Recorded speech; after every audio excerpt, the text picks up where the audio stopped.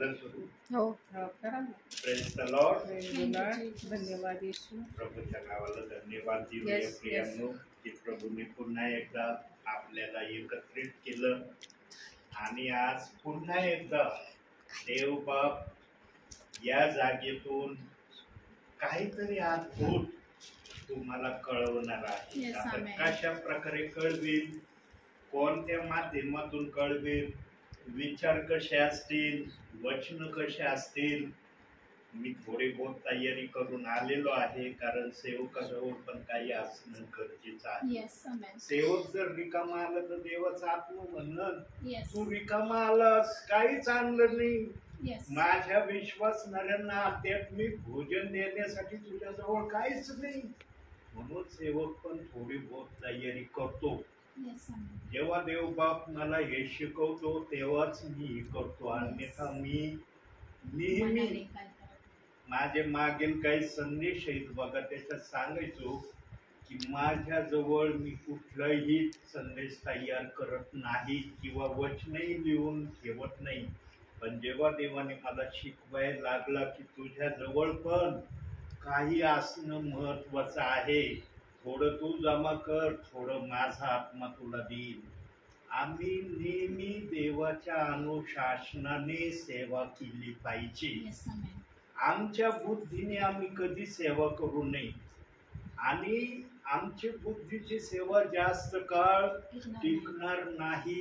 पण आम्ही देवाच्या आत्म्याच्या विचाराने सेवा केली तर देव बाप आम्हाला सेवेमध्ये उंच उंच केल्याशिवाय राहणार नाही. म्हणून आपण प्रार्थनेने या भक्तीची सुरुवात करूया आणि सुरुवातीची प्रार्थना आणखी करतेला. Thank you Jesus. पवित्र पवित्र पवित्र Yes. सेनाधीश परमेश्वर बाप, आकाशाने पृथ्वीच्या निर्माण Yes. करण्यामध्ये जिवंत थँक्यू परमेश्वर, फादर. तू माझा यशवान देव आहे येस परमेश्वर. थँक्यू. हो पिता परमेश्वर, तुम्हाला उंचविते, तुम्हाला गौरवते परमेश्वर. Yes father. प्रथम स्थान तुला देते बाबा. ही Yes, भक्ती तुझ्या हातात देतो परमेश्वर येस बाप. फादर. तुझी उपस्थिती आमच्यामध्ये असू दे परमेश्वर. Yes father. आणि खरोखर तुझ्या Thank you, Jesus. दासाद्वारे तू बोल परमेश्वर. येस वचनाद्वारे आमच्याशी बोल प्रभूजी. Yes, आमची Father. भेट घे परमेश्वर. Yes father. तुझ्या Thank you, दासाला तू Jesus. बाप्पा खरोखर इतकरी सुखरूप आणलं परमेश्वर. धन्यवाद धन्यवाद. आजची प्रार्थना परमेश्वर बाप्पा होऊ दे प्रभुराजा, कारण परमेश्वरा तुझं वचन सांगते तिथे दोघे किंवा तिघे तिथे मी हजर आहे परमेश्वर. येस खरोखर तुझी उपस्थिती आम्हामध्ये असू दे परमेश्वर. Thank you Jesus. ओ पिता परमेश्वर बाप्पा, जिवंत देवा, तू आम्हाला घडवत आहेस परमेश्वर.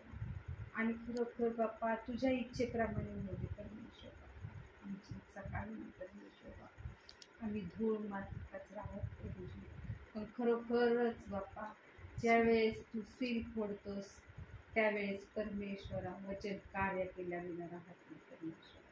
जिथे प्रभूचा आत्मा आहे तिथे मुक्तता आहे परमेश्वर. जिवंत परमेश्वर बाप्पा, सर्व गौरव आम्ही तुला देतो. Yes father. जे आमचे आप्तजनक आहेत परमेश्वर, येस त्यांना तुझं वचन माहीत नाही परमेश्वर बाप्पा. आणि फक्त ख्रिस्ती काय आहोत फक्त बाप्पा एवढंच माहीत.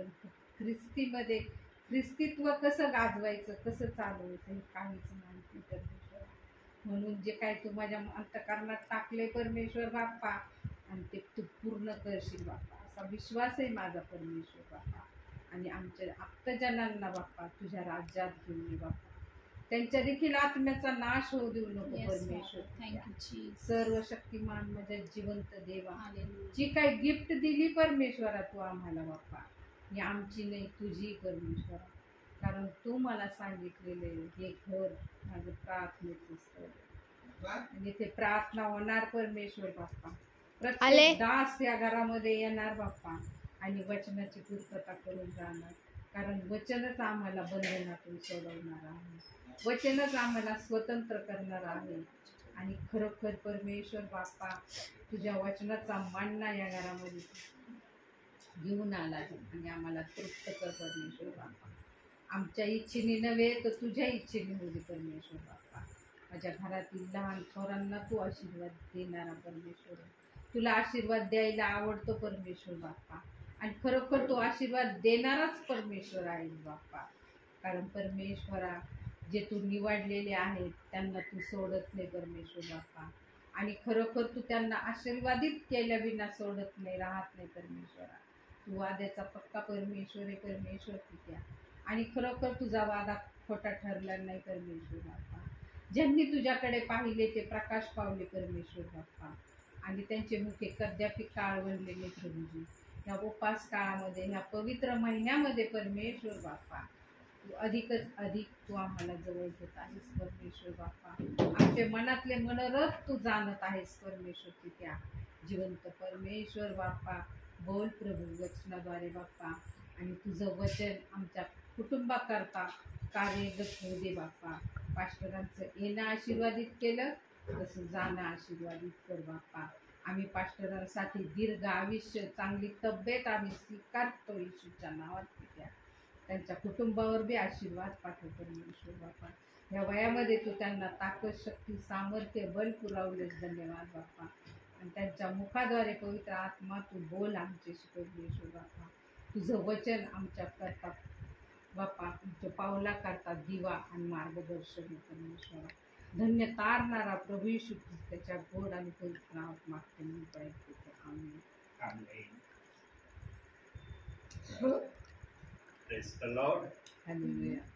प्रभूच्या नावाला धन्यवाद देतो. प्रियांनो, जगामध्ये देवाच्या सानिध्यामध्ये बसण्यासारखा सर्वात आनंदाचा, सर्वात कृपा प्रसाद धारण करण्याचा कोणताच समय नाही. प्रियांनो, जगामध्ये सर्वांनाच असा समय भेटतो असं नाही. आणि जगामध्ये कोणालाच असा समय भेटत नाही असं पण नाही. कारण देवाच्या आत्म्याला जे काही आपल्या विश्वासणाऱ्यांच्या भावी जीवनाला सुधारण्यासाठी जे करणं पवित्र आत्मेला योग्य वाटतं ते पवित्र आत्मा केल्याशिवाय राहत नाही. प्रियांनो, देवाच्या आत्म्याच्या प्रेरणेने काही सेवकांना, काही सेविकांना आणि काही ब्रदरांना देवाच्या आत्म्याने सेवेसाठी बाजूला करून ठेवलेलं आहे. देव बाप प्रत्येक गोष्टीचं नियोजन करतो आणि जे नियोजन पवित्र आत्म्याने केलेलं आहे ते नियोजन पूर्ण झाल्याशिवाय राहत नाही. मग ते किती जणांसाठी असेल ते पवित्र आत्म्याशिवाय कोणालाही सांगणं संभव नाही. पवित्र आत्मा आपल्या मर्जीने जे त्याला योग्य वाटेल ते केल्याशिवाय राहत नाही. यांनो, धन्य ते परिवार आहेत ज्या परिवाराला भेटण्यासाठी पवित्र आत्मा उत्सुक होतो. काही परिवारांमध्ये आज पवित्र आत्मा जायला त्याचं मन करत नाही. काही परिवारामध्ये आज देवाच्या आत्म्याची उपस्थिती दिसत नाही. यांनो, परिवारामध्ये देवाचा आत्मा यावा, देवाच्या आत्म्याने परिवाराला आपल्या इच्छेप्रमाणे घडवावं, यासारखा विश्वासणाऱ्यांच्या जीवनामध्ये दुसरा आशीर्वादाचा मार्ग पण देव बाप्पाने ठेवलेला नाही. पण अंतिम समयामध्ये देवाचा आत्मा काही परिवारांमध्ये जाण्यासाठी इच्छुक होणार नाही. प्रियांनो, पवित्र आत्मा जे बोलतो ना ते करून दाखवतो आणि पवित्र आत्म्याला जे दिसतं ना ते सेवकाच्या मुखातून निघतं. पवित्र आत्मा एखाद्याला सुधरवण्यासाठी बोलत असतो. पवित्र आत्मा कोणाला बिघडवण्यासाठी बोलत नाही. म्हणून आजच्या समयाला ज्या ज्या विश्वासणाऱ्यांना, ज्या ज्या परिवारांना वाटत असेल की आमच्या परिवारामध्ये प्रभूची उपस्थिती आम्हाला दिसावी, आठवड्यातून एकदा तरी सेवकांची, अशा प्रियजनांनी सेवकांसाठी प्रार्थना करणं बंद केलं नाही पाहिजे. आणि मी मागील संदेशात सांगितलंय की एकाच सेवकासाठी वारंवार प्रार्थना करण्याची आवश्यकता नाही. तुम्ही आठवड्यातून एकदा एखाद्या सेवकाचं नाव घेऊन प्रार्थना केली, ते आठवड्याच्या 7 दिवसाकरता देव बाप्पाचा निरोप त्याच्या दरबारात गेला. देवाच्या आत्म्याला वाटतं की माझ्या विश्वासणाऱ्यांनी निरनिराळ्या सेवकांचं नाव घेऊन प्रार्थना करावी, निरनिराळ्या विश्वासणारे परिवाराचं नाव घेऊन प्रार्थना केली पाहिजे. पवित्र आत्मा केवळ सेवकांसाठीच तुम्ही प्रार्थना करा आणि विश्वासणारे परिवार वर्ज्य करा, असं कधीच पवित्र आत्मा आपल्या मनातच इच्छा ठेवत नाही. तर पवित्र आत्मा कृती कधी करेल? पवित्र आत्म्याची नजर सर्वांवर एकसारखी असते. प्रियांनो, पवित्र आत्मा भेदभाव करत नाही. हा प्रत्येकाला ज्याचं त्याचं स्थान त्यांनी दिलं ती त्याची इच्छा आहे.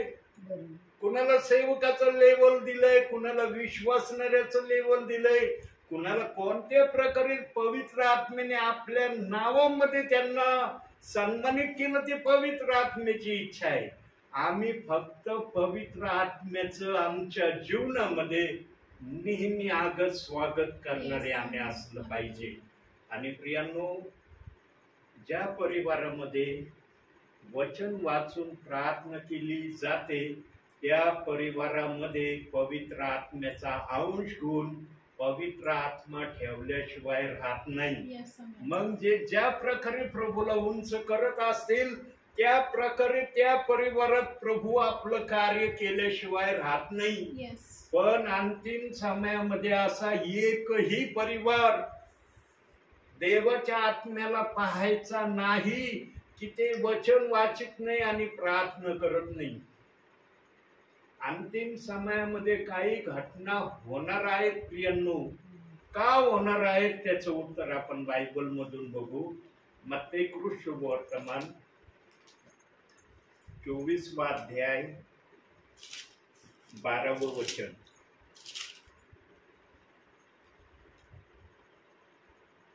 आणि अधर्म वाढल्यामुळे पुष्कळांची प्रीती थंडावेल. अनेक जणांचं परिवारामध्ये देवाचं गौरव करणं थांबणार आहे का? कारण त्यांच्या मनातून प्रीती कमी व्हायला लागली. म्हणजे पवित्र आत्म्याचं अस्तित्व त्यांच्या हृदयातून कमी व्हायला लागलं. अशा ठिकाणी ज्यांच्या हृदयात अशा प्रक्रिया त्यांनी होऊ दिल्या आहेत किंवा होत आहेत, त्यांना कधी वचन वाचण्याची गोडी राहणार नाही. त्यांना वचन वाचण्याची इच्छा होणार नाही. काही जण तर असे आहेत प्रियांनो, जे मला माहिती नाही पण पवित्र आत्म्याला माहिती आहे, काही विश्वासणारे तर असे आहेत की ते रात्री झोपताना देखील प्रार्थना करत नाही. बिना प्रार्थना करता झोपतात आणि झोपेतून उठलं तर देव बाप्पाचे आभारही मानत नाही. असे पण काही विश्वासणारे आज प्रभूच्या नावाने चाललेत. म्हणून प्रभू म्हणला, ज्याच्या त्याच्या कृत्याप्रमाणे माझ्या जवळ द्यायला वेतन आहे. ज्याने देव बाप्पाचे आभारच मानले नाही, झोपताना आभार मानले नाही, उठताना आभार मानले नाही, त्या विश्वासणाऱ्यासाठी काय आशीर्वाद देव बाप ठेवीन. प्रियांनो, आम्हाला या जगामध्ये जमा करण्यासाठी प्रभूने आपल्या नावात घेतलंय आणि जे आम्ही जमा करू ते फळामध्ये देव बाप्पाला बघायचं आहे. काही जणांना वाटतं देवाला इच्छा झाली मनुष्याला आपल्या राज्यात घेऊ, ठीक आहे, देवाच्या मनात चांगली योजना आली, देवाने ती केली, पण योजना करण्यामाग देवाने पण आशय ठेवलेला आहे. बिना आशयाचं देव बाप्पाने पण आपल्या लोकांना आपल्या राज्यात घेतलेलं नाही. त्याची इच्छा आहे की माझ्या विश्वासणाऱ्याने माझ्यासाठी काय करणं गरजेचं आहे. आणि काही जणांना ते समजलंय, काही जणांना अजूनही समजत नाही. ज्यांच्यामध्ये देवाचा आत्मा बोलत नाही ना प्रियांनो, त्यांना कधीच त्या विश्वासणाऱ्याला देवाच्या गोष्टी चांगल्या वाटत नाही. तो देवामध्ये जरी असला ना, नावाला तो देवामध्ये, पण देवापासून त्याचा अंतःकरण दूर आहे.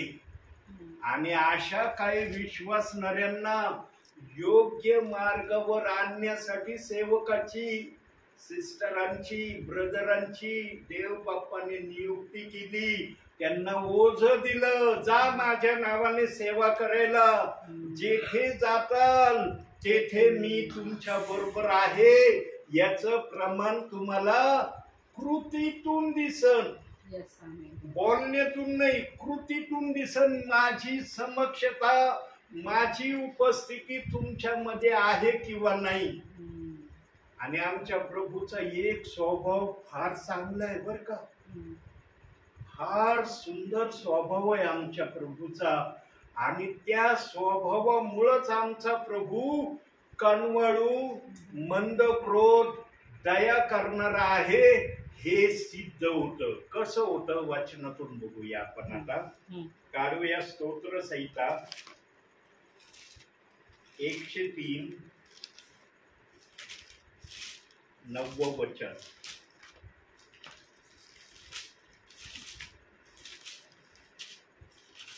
तो सर्वदाच दोष देत राहणार नाही, तो आपला क्रोध सर्व काळ राहू देणार नाही.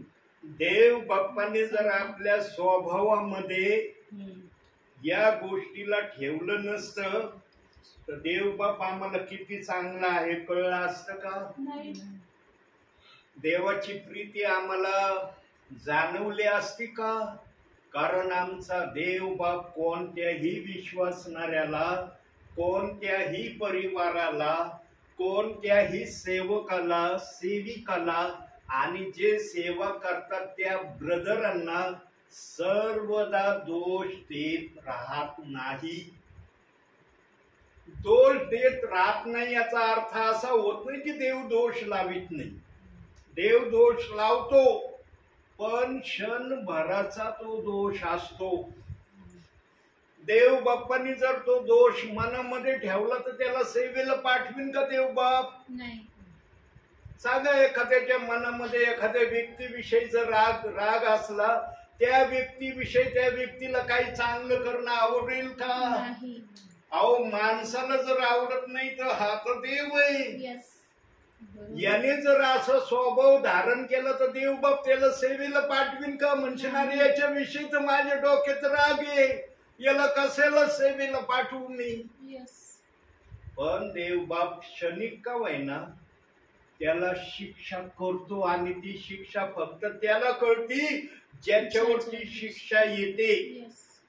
पण आमचा देव बाप सर्व काळ शिक्षा देतच राहत नाही. शिक्षा देतो का? की पुन्हा तू तसं करू नये. जर मी शिक्षा नाही केली तर तू वारंवार करत जाशील. म्हणणार मी काही करतो देव बाप काही नाही करत, चला आज छोटी करतोय उद्या मोठी करू. आळा बसावा म्हणून देव बाप आम्हाला शिक्षेचा पण अनुभव येऊ देतो. पण देव बाप आमच्या मधली संगती कधीही तोडीत नाही. देवाच्या आत्म्याला कधीच वाटत नाही की याला माझ्या राज्यातून मी हाकलून लावीन. हाकलून नाही लावित आमचा देव बाप, कदापि लावित नाही हाकलून. जर त्याने हाकलून लावला असतं ना तर त्याला इब्री 13:5 वचन बायबल मध्ये ठेवावं लागलं नसतं. कारण तो कोणाला घालवून देत नाही आणि कोणाला टाकून देत नाही. हा जो शब्द त्या ठिकाणी देव बाप्पाने वापरलाय ना, तो याच अनुषंगाने वापरलाय की मी कोणत्याही विश्वासणाऱ्याला, कोणत्याही सेवकाला, सेविकाला, ब्रदरांना सेवेपासून दूर करणार नाही. पण पवित्र आत्म्याने सेवेसाठी या तिन्ही प्रकारच्या सेवा करणाऱ्यांना पाठवणं पण गरजेचं आहे. मनाने सेवेला गेले ना प्रियांनो, तिथं कार्य होईल याची कधी अपेक्षा मनामध्ये ठेवू नका.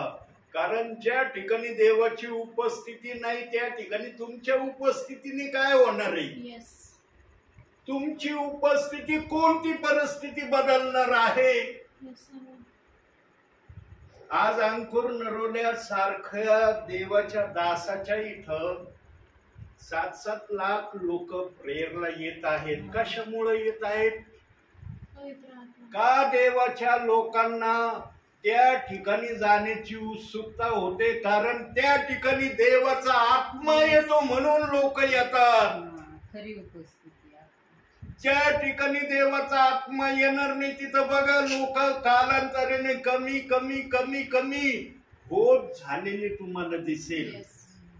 अहो फार काय सांगायचं, आपल्या नगर जिल्ह्यामधूनच बघा काही जणांची पूर्वी काय सेवा होती, आजच्या समयाला काय सेवा आहे. फार कशाला लांब जायचं, इथलंच उदाहरण देव बाप्पाने आमच्या समोर ठेवलं आहे. पवित्र आत्मा फक्त केव्हा निघून जाण्याची तयारी करतो माहिती का? जेव्हा एखादा विश्वासणारा, एखादा सेवक, एखादी सेविका, एखादा ब्रदर आत्म्याचं न ऐकता स्वतःच करण्याचा प्रयत्न करतो, तेव्हा पवित्र आत्मा खिन्न होतो आणि त्याच्यामधून निघून जाण्याची तो हळूहळू तयारी करतो. कासवासारखी तयारी करतो बर का. सशासारखा पवित्र आत्मा एखाद्यामधून निघून जात नाही. हळूहळू निघून जाण्याची प्रक्रिया सुरू होते. जिथं आत्म्याला खिन्नता मिळेल, जिथं आत्म्याचं न होता माणसाच्या बुद्धीने केलं जातं, तिथं समजून घ्यायचं की पवित्र आत्मा निघून जाण्याच्या प्रक्रियेमध्ये पवित्र आत्म्याने आपली क्रिया सुरू केलेली आहे. म्हणून वचनात काय सांगितलं बघूया. आणखी एक वचन आपण इफिसकरास पत्र 4था अध्याय 30वे वचन बघा काय म्हणतंय ते वचन.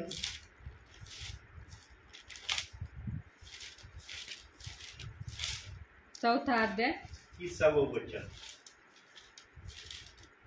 देवाच्या पवित्र आत्म्याला खिन्न करू नका. खंडणी भरून प्राप्त केलेल्या मुक्तीच्या दिवसापर्यंत तुम्ही त्या आत्म्याच्या योगे मुद्रित झाला आहात. मुद्रित झाला म्हणजे देवाच्या नियंत्रणामध्ये तुम्ही राहिलेले आहात. Yes, Lord. धन्यवाद. आम्ही नेहमी पवित्र आत्म्याच्या नियंत्रणामध्ये राहण्याचा प्रयत्न केला पाहिजे. पवित्र आत्म्याला आमच्या नियंत्रणात कधी आणायचा प्रयत्न करू नका. जो पवित्र आत्म्याला आपल्या नियंत्रणात आणायचा प्रयत्न करील, समजायचं त्याचं अधोगतीचा मार्ग त्याने सुरू केला. बरोबर. पवित्र आत्मा एकदा जर प्रक्रिया केली लगेच जातो असं नाही. पवित्र आत्मा पण त्याला वेळ देतो, काळ देतो, समय देतो की आज नाही उद्या, उद्या नाही परवा, परवा नाही तेरवा. जसे आई बापा आपल्या मुलाला सुधारण्यासाठी भरपूर वेळ देतात का नाही? आई बापा आपल्या मुलाला सुधारण्यासाठी वेळ. काय बापू म्हणतात नाही एकच संधी माझ्या मुलाला, तेवढी संधी गेली की संपला त्याचं माझं नातं संपलं. म्हणतात का जगी आई बापा आपल्या मुलाविषयी असं? जर जगी आई बापा आपल्या मुलाविषयी असा निर्णय घेत नाही तर ज्या देवाने आम्हाला आपल्या राज्यात घेतलं तो एकाएकी निर्णय घेईल का? नाही. पण त्याला खिन्न केलं नाही पाहिजे. पहिलं शब्द त्या वचनात आले ना, पवित्र Yes. आत्म्याला खिन्न करू नका. कारण पवित्र आत्म्याची इच्छाच नाही बरोबर. की सेवकाने विश्वासणाऱ्याने मला खिन्न करावं. हम्म. आणि जर खिन्न केलं यदा कदाचित आणि त्याला जर जाणीव झाली, अरे मी पवित्र आत्म्याला खिन्न केलं, पश्चाताप करून क्षमा मागणं हाच त्याच्यासाठी पर्याय आहे. हम्म. म्हणून सांगण्यात आलं ना, तू दिवसभरात जे जे पाप केले, झोपणे अगोदर त्या पापाची आठवण कर, पश्चाताप कर, क्षमा माग आणि मग झोप. किती जण करतात आज असं? यांनो, जे अशा प्रक्रियेने चाललेत ना, त्यांच्यामध्येच पवित्र आत्मा कार्य करणार आहे.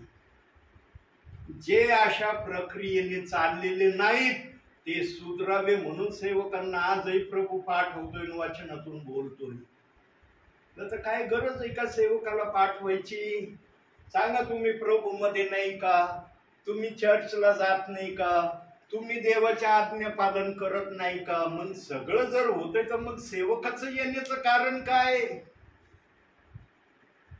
यांनो, आत्म्याने आलेल्या सेवकाच्या द्वारे त्या परिवाराला देव बाप प्रमाणित करतो Yes, की amen. मला तुला आशीर्वाद द्यायचा आहे. Yes, Amen. amen. Thank you, Jesus. म्हणून आत्मा येतो आणि सेवकही येतो.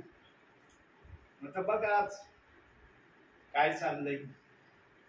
आज सेवेला जाणारे सेवक तसे जात नाही जसे पूर्वी जात होते. पूर्वी जिकडं तिकडं प्रभूचा आवाज होता, घरोघरी प्रार्थनेचा आवाज मी ऐकत होतो. हा, माझ्याजवळ अनुभव आहे, कारण मी नेहमी फिरणारा देवाचा सेवक आहे.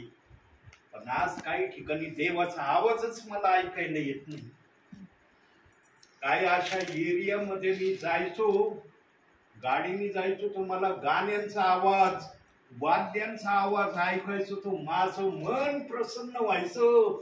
म्हणायचं, बापरे, या घरात वाद्यांचा आवाज, गाण्यांचा आवाज, किती आशीर्वादित परिवार आहे. पण आज त्या भागातून माझी गाडी जाते ना, कुठलाही आवाज मला ऐकायला भेटत नाही. काय प्रमाण ये, शेवटल्या काळी अनेकांची प्रीती थंडावेल. म्हणून आपली प्रीती कधी थंड होऊ देऊ नका. प्रीती थंड होण्याचं प्रमाण म्हणजे पवित्र आत्मा Yes. तुमच्या मधून थंड व्हायला लागलं याचं दर्शक ते समजा. पवित्र आत्मा प्रज्वलित जर ठेवायचा असेल तर बायबल वाचण्यासारखा दुसरा पर्याय नाही. बघा, आम्ही मोबाईलला चार्जिंग नाही केली. किती भारीतला मोबाईल असू द्या, आम्हाला कळतं चार्जिंग नाही, काय कामाचा नाही तो. तसं आमच्या जीवनामध्ये पण प्रार्थना, बायबल वाचन आणि देवाच्या आज्ञा पालन नाही ना, तर आमच्या ख्रिस्ती जीवनाला पण काही अर्थ Yes. नाही. काही जणांना ना या 3 गोष्टीतल्या काही गोष्टींचा विसर पडायला लागलाय. या 3 गोष्टीच्या माध्यमातूनच तुमच्यासाठी स्वर्गाचा दरवाजा उघडा आहे. Yes, yeah. जसं मनुष्याच्या शरीरात जीव, आत्मा, शरीर या 3 गोष्टी आहेत तर तो जिवंत आहे. तसं मनुष्याने प्रार्थना, बायबल वाचन आणि आज्ञा पालन करणं गरजेचं.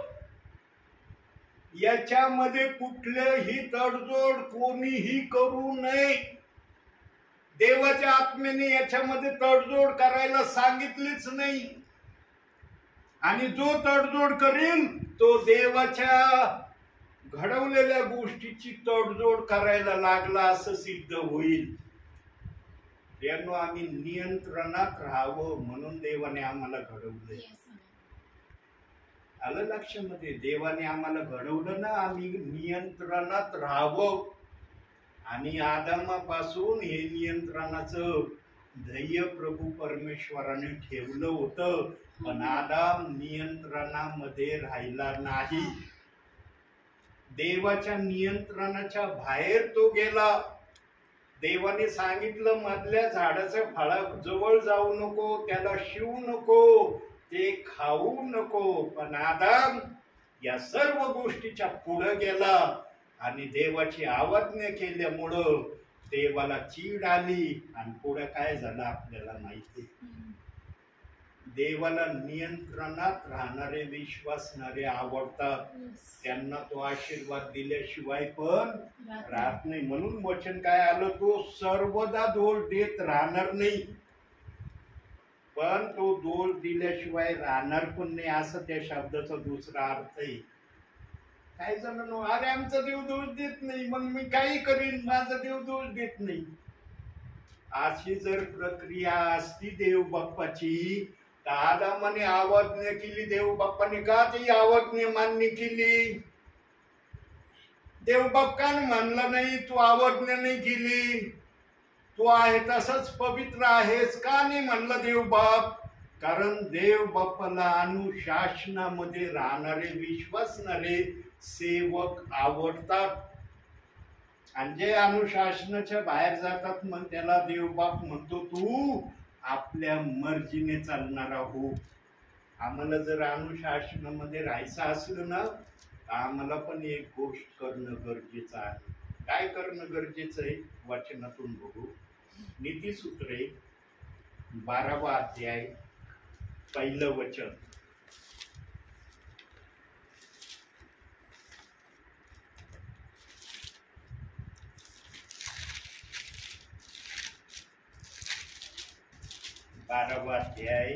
ज्याला ज्ञान प्रिय त्याला शिक्षण प्रिय, पण जो वाग्दंड तुच्छ लेखतो तो पशु तुल्य होय. बघा आता, देव बाप्पाने पण मनुष्याला 2 गोष्टी या वचनात ठेवलं. हे केलं तर मला खूप आवडेल, पण हे केलं ना तर तुझी गणना पशु सारखी आहे, पशुपेक्षाही खालच्या प्रतीचा तू आहे. माझं ज्ञान, माझं शिक्षण आपल्या जीवनात ठेवलं तर तुझ्यासारखा आशीर्वादित या भूतलावर कोणी नाही. पण जर या 2 गोष्टीला तू तुच्छ लेखलं तर तुला पक्षी म्हणण्याची देखील मला इच्छा होत नाही. पक्षीपेक्षाही तू खालच्या पातळीचा मी तुला गणन. आता प्रत्येकाच्या डोक्यामध्ये देव बाप्पाने बुद्धी ठेवली. कमीत कमी मनुष्याला एवढी तर समज आहे चांगलं काय आणि वाईट काय. बाकी जरी मनुष्याला काही ज्ञान नसलं हरकत नाही, पण चांगलं कोणतं आणि वाईट कोणतं एवढं तर कळतं मनुष्याला. यांनो त्या माध्यमातून जो भावी जीवनामध्ये ख्रिस्तामध्ये चालेल ना, त्याला वचनाची गोडी लागल्याशिवाय राहणार नाही. पण ज्याच्या जीवनात या गोष्टीला जागाच नाही ना, मग तो कशाला पवित्र शास्त्राला हात लावेल? काही विश्वासणारे असे आहेत पवित्र शास्त्राला स्पर्शच करत नाही. अहो, जो स्पर्श करत नाही तो वाचीन कधी? आणि म्हणतो आम्ही ख्रिस्ती आहोत, चांगली गोष्ट आहे, ख्रिस्ती म्हणणं वाईट नाही, पण ख्रिस्तांनी पण काही नियम अटी लावून दिलेत ना आम्हाला. कनिष्ठ ख्रिस्ती नाव घेऊन चला, असं ख्रिस्ती जीवन दिलंय का आम्हाला?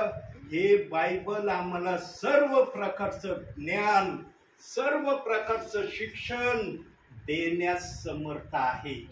आणि हे शिक्षण आम्हाला समजण्यासाठी आमच्यामध्ये पवित्र आत्म्याची उपस्थिती असणं गरजेचं आहे. पवित्र आत्मा न सांगता येतो, पवित्र आत्मा न सांगता जातो. तो परवानगी घेत नाही आणि परवानगी विना जाण्याची हरकत घेत नाही. म्हणून ज्याच्यामध्ये पवित्र आत्मा आहे ना, त्याचं जीवनच वेगळं असतं. त्याला देवाविषयीच्या बाबी गोष्टी नेहमी गोड वाटतात.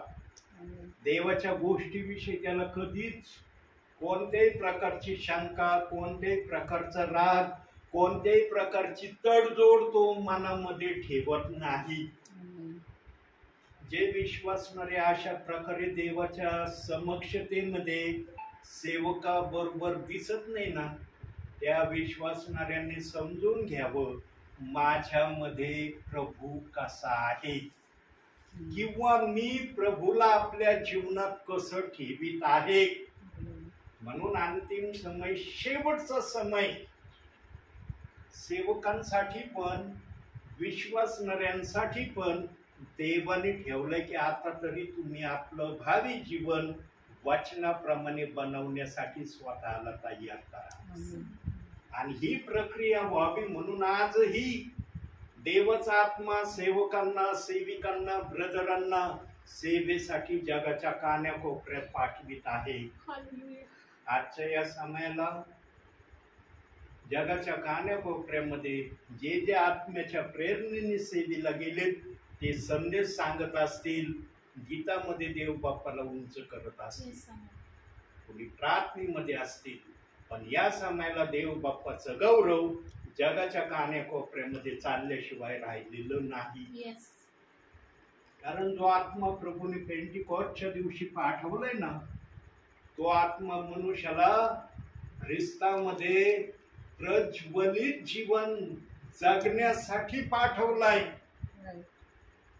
आणि बघा, निरक्षर, अनपढ, ज्यांना ज्ञान नाही, आशांवर तो आत्मा आला. आणि जेव्हा ज्ञानी लोकांनी ऐकलं पेत्राचं, अरे बापरे, मासा धरणारा, 24 तास समुद्रामध्ये असणारा काय बोलतोय, आम्हाला एवढं बोलता येणार नाही, एवढा हा कुठून बोलतोय. पण एकाची हिंमत झाली नाही पेत्राला म्हणायची, हे काय बोलून राहिलंस तू, यापूर्वी तू असं बोलला नाही, आजच तुला हे बोलायची इच्छा कुठून आली. कारण पवित्र आत्मा ज्या ठिकाणी येतो ना, त्या ठिकाणी सर्व परिस्थितीचा कंट्रोल पवित्र आत्मा करतो. कुणाला तो बेशिस्तपणाने वागू देत नाही. म्हणून पेत्र हजारो भिडीमध्ये उभा राहिला, त्याने निर्भीडतेने देवाचं वचन सांगितलं. तो घाबरला नाही. अरे वचन सांगितल्यावर हजारो लोकांना मी सांगतोय, ते काय म्हणतील, माझ्यावर काय प्रक्रिया होईल. पवित्र आत्मा कधीच या गोष्टीची भीती आणि संशय सेवकाच्या मुखामध्ये येऊ देत नाही. कारण बोलणारा तो नसतो, पवित्र आत्मा असतो. त्याला जे बोलायचं असतं ते बोलल्याशिवाय राहत नाही. म्हणून देवाचा आत्मा पण त्यांना सेवेसाठी उभं करतो जे निर्भीडपणे बोलणारे आहेत. जे घाबरत आणि मनामध्ये शंका घेऊन बोलणारे, त्यांच्याकडून व्यवस्थित सेवा कधीच होणार नाही. म्हणून देवबाप म्हणला, मला डरपोक लोक नको आहे. म्हणून देवाने 365 वेळेस बायबल मध्ये आम्हाला धीराचा शब्द दिलाय, भिवू नको, मी तुझ्या बरोबर आहे. आम्ही वचनाकडे लक्ष देत नाही प्रियांनो कधी कधी. म्हणून बायबल मध्ये सांगितलंय, तुझ्या मुखामध्ये उठता, बसता, चालता, बोलता देवाचं गौरव असलं पाहिजे. आणि ज्याच्या मुखामध्ये देवाचं गौरव आहे ना, तो कधी देवाच्या गौरवाच्या विरहित कोणतीच गोष्ट करणार नाही. देवाला जे आवडतं तेच तो आपल्या जीवनामध्ये करणार. आणि देव बाप्पाला पण कळतं बरं का, कोणत्या ठिकाणी माझ्या सेवकाला, माझ्या सेविकाला, माझ्या ब्रदराला सेवेसाठी पाठवायचं. असं समजू नका हे निर्णय घेतात म्हणून येतात. अरे निर्णय देणारा तो आहे म्हणून ते येतात. त्याने निर्णय नाही दिला, कशाला येतील कोण तुमच्या घरी? येतील का कोणी तुमच्या घरी? कोणाला कोणाची आज गरज आहे का? देव बाप्पाला ज्यांचा काळवाळा येतो ना प्रियांनो, देव बाप्पाचा काळवाळा क्षणिकभर नसतो बरं का. त्याचा काळवळा ना ज्याच्यावर येतो ना त्याला समजतं की देवाचा काळवळा माझ्यासाठी कसा आहे. पण हा काळवळा आमच्या मधला कमी पण आम्ही होऊ दिला नाही पाहिजे. ही खबरदारी विश्वासणाऱ्याने जर भावी जीवनामध्ये सांभाळली ना, देव बाप कधी त्या विश्वासणाऱ्याला अंतर देणार नाही. आणि तो वचनाने त्यांना अधिक बलवान करेल. Yes, Amen. यानो माझ्या भावी जीवनामध्ये मला आठवत नाही जसं मी सेवेमध्ये उतरलोय आणि सेवक होण्याच्या अगोदरही मी सेवाच करत होतो, पण मला आठवतच नाही. काय आठवत नाही माहितीये की एक वचनातून 1 घंटा 30 मिनिटापर्यंत किंवा 40 मिनिटापर्यंत मी एका वचनातून संदेश दिला. आठवतच नाही मला माझ्या भावी सेवेमध्ये. मागच्या वेळेला आलो होतो तेव्हा 1 वचनातून देवाचा आत्मा 1 घंटा 42 मिनिटं आणि वर 18 सेकंद आपल्याशी बोलला होता. माझ्या जीवनामधला तो गोल्डन संदेशाचा दिवस आहे प्रियांनो. मला आठवतच नाही की मी याच्यापेक्षा अधिक संदेश एका वचनातून, तसे मी 2-2, 3-3 घंटे संदेश दिले, मी ते नाकरीत नाही. असं नाही की मी त्याच दिवशी एवढा संदेश दिला असं मला म्हणायचं नाही, पण एका वचनातून देवाच्या आत्म्याने निरनिराळ्या माध्यमातून त्याच वचनाला घेऊन आपल्याशी बोलला. ही प्रक्रिया माझ्या जीवनामध्ये फर्स्ट टाइम झाली. तसं मी संदेश 2-2 घंटे 2.5 घंटे दिलेला आहे, तो भाग वेगळा आहे. तेव्हा 1 वचनातून नाही, निरनिराळ्या वचनातून देव बाप्पांनी संदेश दिली. यानो काही घटना देव बाप सेवकाच्या जीवनामध्ये अशा घडवितो आणि सेवकाला खात्री पटवून देतो की मी तुझ्यामध्ये आहे. Yes, Amen. कुणी तुला काही म्हणो, मी तुला काही म्हणत नाही, सेवेला तू जायचा. यांनो आज आहे ना, एकमेकाची सेवा कशी कमी होईल याचा पण प्रयत्न अंतिम समयात जोराने होणार आहे. यांनो विशेष करून सेवकाला पाडण्याचा प्रयत्न अंतिम समयामध्ये फार जोरानं होणार आहे. ज्यांच्यामध्ये पवित्र आत्मा आहे ना, तो सेवक, ती सेविका आणि ते ब्रदर कधीही भावी जीवनामध्ये पाडणार नाही, कारण पवित्र आत्मा त्यांना पाडित नाही. मनुष्याने किती प्रयत्न केला, कधी या दासांचं, दासीचं आणि ब्रदरांचं प्रभूमध्ये पडणं होणार नाही. ते जर चुकायला लागले मग सांगता येणार नाही त्यांचं पडणं केव्हा होईल.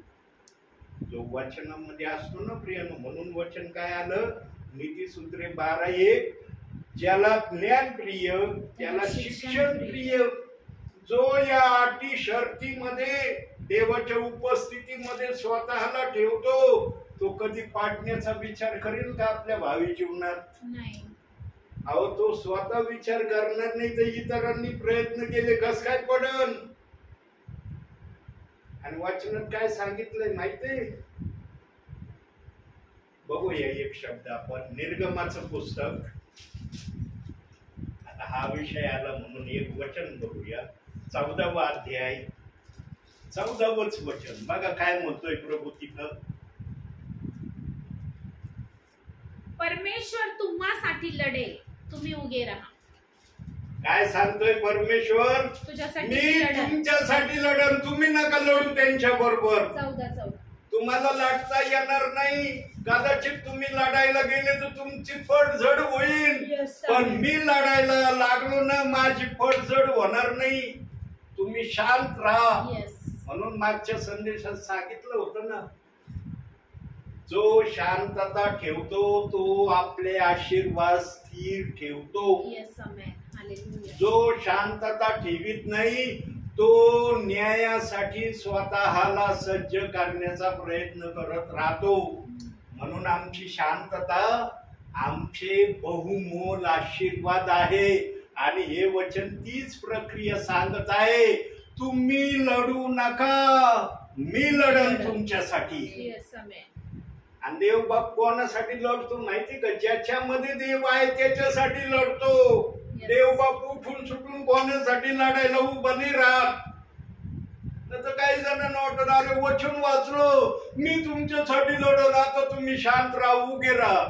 ज्याचं नातं परमेश्वराबरोबर चांगलं आहे, जो प्रभूच्या नियंत्रणामध्ये चालत आहे त्यांच्यासाठी शब्द येतो. Yes, amen. आज किती जण परमेश्वराच्या नियंत्रणामध्ये जेवढे असतील त्यांच्यासाठी हे शब्द आहे, मी तुमच्यासाठी लढन. Yes, amen. आणि जे परमेश्वराच्या नियंत्रणामध्ये नसतील त्यांच्यासाठी हा शब्द मुळीच नाही. Yes. देव म्हणून योहान 10व्या अध्यायामध्ये काय म्हणतो प्रभू? मी माझी मेंढरे ओळखतो, माझी मेंढरे माझी वाणी ऐकतात आणि ते माझ्या पाठीमागे आहेत. आणि ते त्याच्या पाठीमागे जातात. Yes. लिहिलंय ना वचनामध्ये. Yes, yes.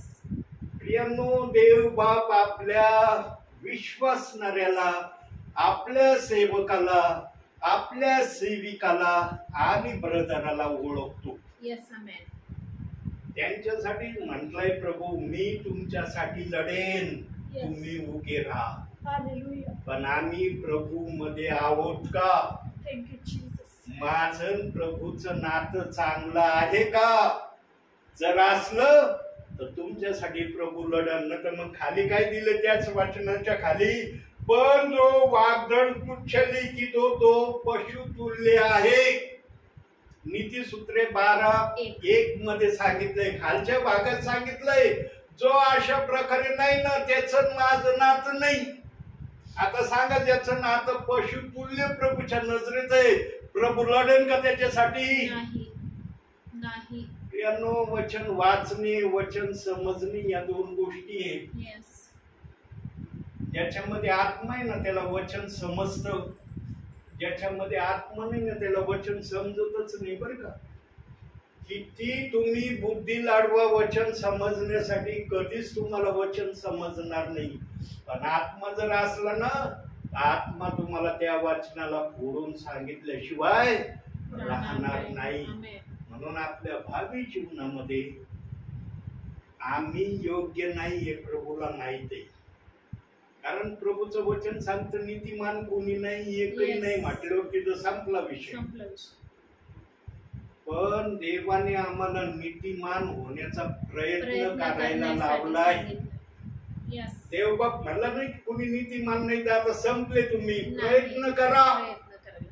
माझ्या आगमनापर्यंत चांगलं वागण्याची इच्छा धरा, Yes. चांगली कृती करा आणि शास्त्राप्रमाणे आपलं भावी जीवन माझ्या नावामध्ये व्यतीत करणारे तुम्ही बना. Yes, amen. आणि ही प्रक्रिया व्हावी म्हणून सेवकांना प्रभू पाठवतोय. आता कशाला आलो मी इथं? सेवकाचा येण्याचा उद्देश पण विश्वासणाऱ्यांना देवाचा आत्मा सांगितल्याशिवाय राहत नाही. प्रियांनो, Yes. विश्वासणाऱ्यांना कळलं पाहिजे सेवक कशाला येतात आमच्याकडं. काही विश्वासणाऱ्यांना समजूनही राहिलं बरं का. काही विश्वासणाऱ्यांना वाट काय नाही राव यांचं आता येणं बंद करायचंय आपल्याला. मग अशा काही प्रक्रिया आपण करू की सेवकांना कळलंच पाहिजे की अरे तुमचा आम्हाला कंटाळा यायला लागलाय, आता नका येऊ आम्ही आमच्याकडे. सेवकाला ना सांगणारा पवित्र आत्मा आहे.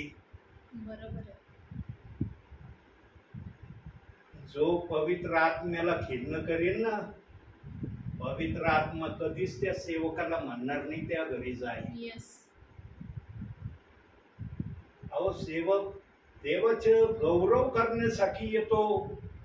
देवापासून आलेला निरोप तुम्हाला भेटून Yes. तुम्ही आशीर्वादित व्हावा म्हणून येतो.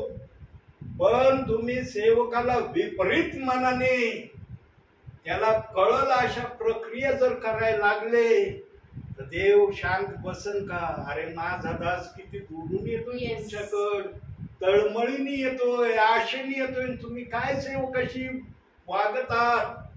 देव बाप त्या घरात जाणं बंद करतो सेवकाचं. असं समजू नका की एखादा सेवक नाही येतो आमच्या घरी, काय नाही आता आमच्या घरी या सेवकाचं येणं बंदच होणार नाही. ठीक आहे, तुमचा विचार चांगला आहे, नाही होणार बंद.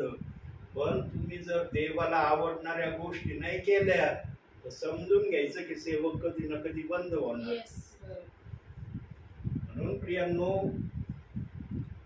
माळ असते ना, माळ जोपर्यंत माळीमध्ये आहे तोपर्यंत ती वेगळी नसती. येस. पण माळ कट उठली की माळ राहत नाही. म्हणून ख्रिस्ती जीवनामध्ये सेवक प्लस विश्वासणारे देवाच्या अनुशासनाने जर देवाला गौरवण्यासाठी देवाच्या उपस्थितीमध्ये बसले ना, तर देव बाप दोघांना पण आशीर्वाद दिल्याशिवाय राहत नाही. दोघांची उपस्थिती महत्वाची. सांगा, तुम्ही जर बसले नसते या भिंतींना मी निरोप सांगन का? नाही. आणि जर सांगितलं तर ही भिंत म्हणन का मला कळला तुझा एखादा शब्द? नाही. म्हणून तुमची उपस्थिती अति महत्वाची आहे. येस. तुम्ही हे तर सेवक आहे, नाही तर मग आत्मा आलाय, ऐकणारे कुणी नाही. सेवकाजवळ वचन आहे, आत्मा आहे, पण ऐकणारीच नाही कुणी. येस. कुणाला सांगन देवाचं वचन, देवाचं सेवक? म्हणून आम्ही सर्व गोष्टी देवाच्या इच्छेप्रमाणे देवाला आवडणारे सदैव करणारे असलं पाहिजे. आता पुढील वचनात जाऊया. स्तोत्र संहिताच काढूया. 38 काढूया. 18वं वचन बरोबर काय म्हणते ते वचन? सात्विकांच्या दिनचर्येकडे परमेश्वराचे लक्ष असते, त्याचे वतन सर्व काळ टिकेल. कोणतं काढ? 38. स्तोत्र संहिता 38:18. मी आपला दोष पदरी घेतो, माझ्या पापांमुळे मी खिन्न आहे. प्रियांनो, जो विश्वासणारा आपल्या भावी जीवनामध्ये आपल्या पापाला आपल्या जीवनामध्ये मान्य करीत नाही ना, त्या पापाची जाणीव स्वतः मध्ये ठेवीत नाही ना, तो खिन्न झाल्याशिवाय राहणार नाही. येस. आणि देवाचा आत्मा पापाची जाणीव करून देतो बरं का. हा, देवाचा आत्मा कोणालाही भेदभाव करत नाही. जो पाप करतो ना त्याच्या हृदयाला टोचणी देतो. अरे हे नको करू, हे मला आवडत नाही, हे मला मान्य होत नाही. देवाचा आत्मा त्याच्याशी बोलत राहतो. पण जो देवाच्या आत्मेचा ऐकण्याऐवजी आपल्या बुद्धीने जास्त करण्याचा प्रयत्न करतो ना, त्याला कधीच आत्म्याची भाषा कळणार नाही. म्हणून काही अध्यायांमध्ये प्रभू समजण्यासाठी बोललाय. काय बोललाय? तुम्ही जर तहानलेल्या व्यक्तीला ग्लास भर पाणी दिलं पिण्यास, तर त्या विश्वासणाऱ्याने ते पाणी नाही पिलं, मी पिलो.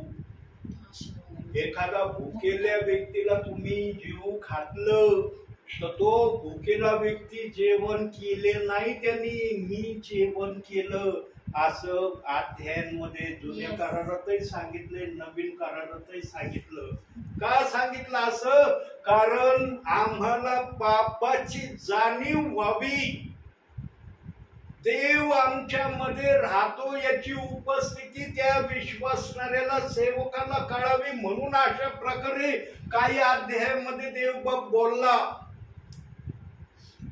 आणि दुसऱ्या भाषेत जर देवाच्या नजरेने जर सांगायचं झालं ना, थोडक्यात, अगदी थोडक्यात, देवाला सरळ एका वाक्यात एकच वाक्य बोलायचंय: देव बाप कधीही मनुष्याची संगती सोडायला मागत नाही. अगदी थोडक्यात सांगायचं झालं तर. आणि मनुष्य असा आहे की तो जोपर्यंत वचनामध्ये आहे तोपर्यंत प्रभूच्या नजरेमध्ये व्यवस्थित चालतो.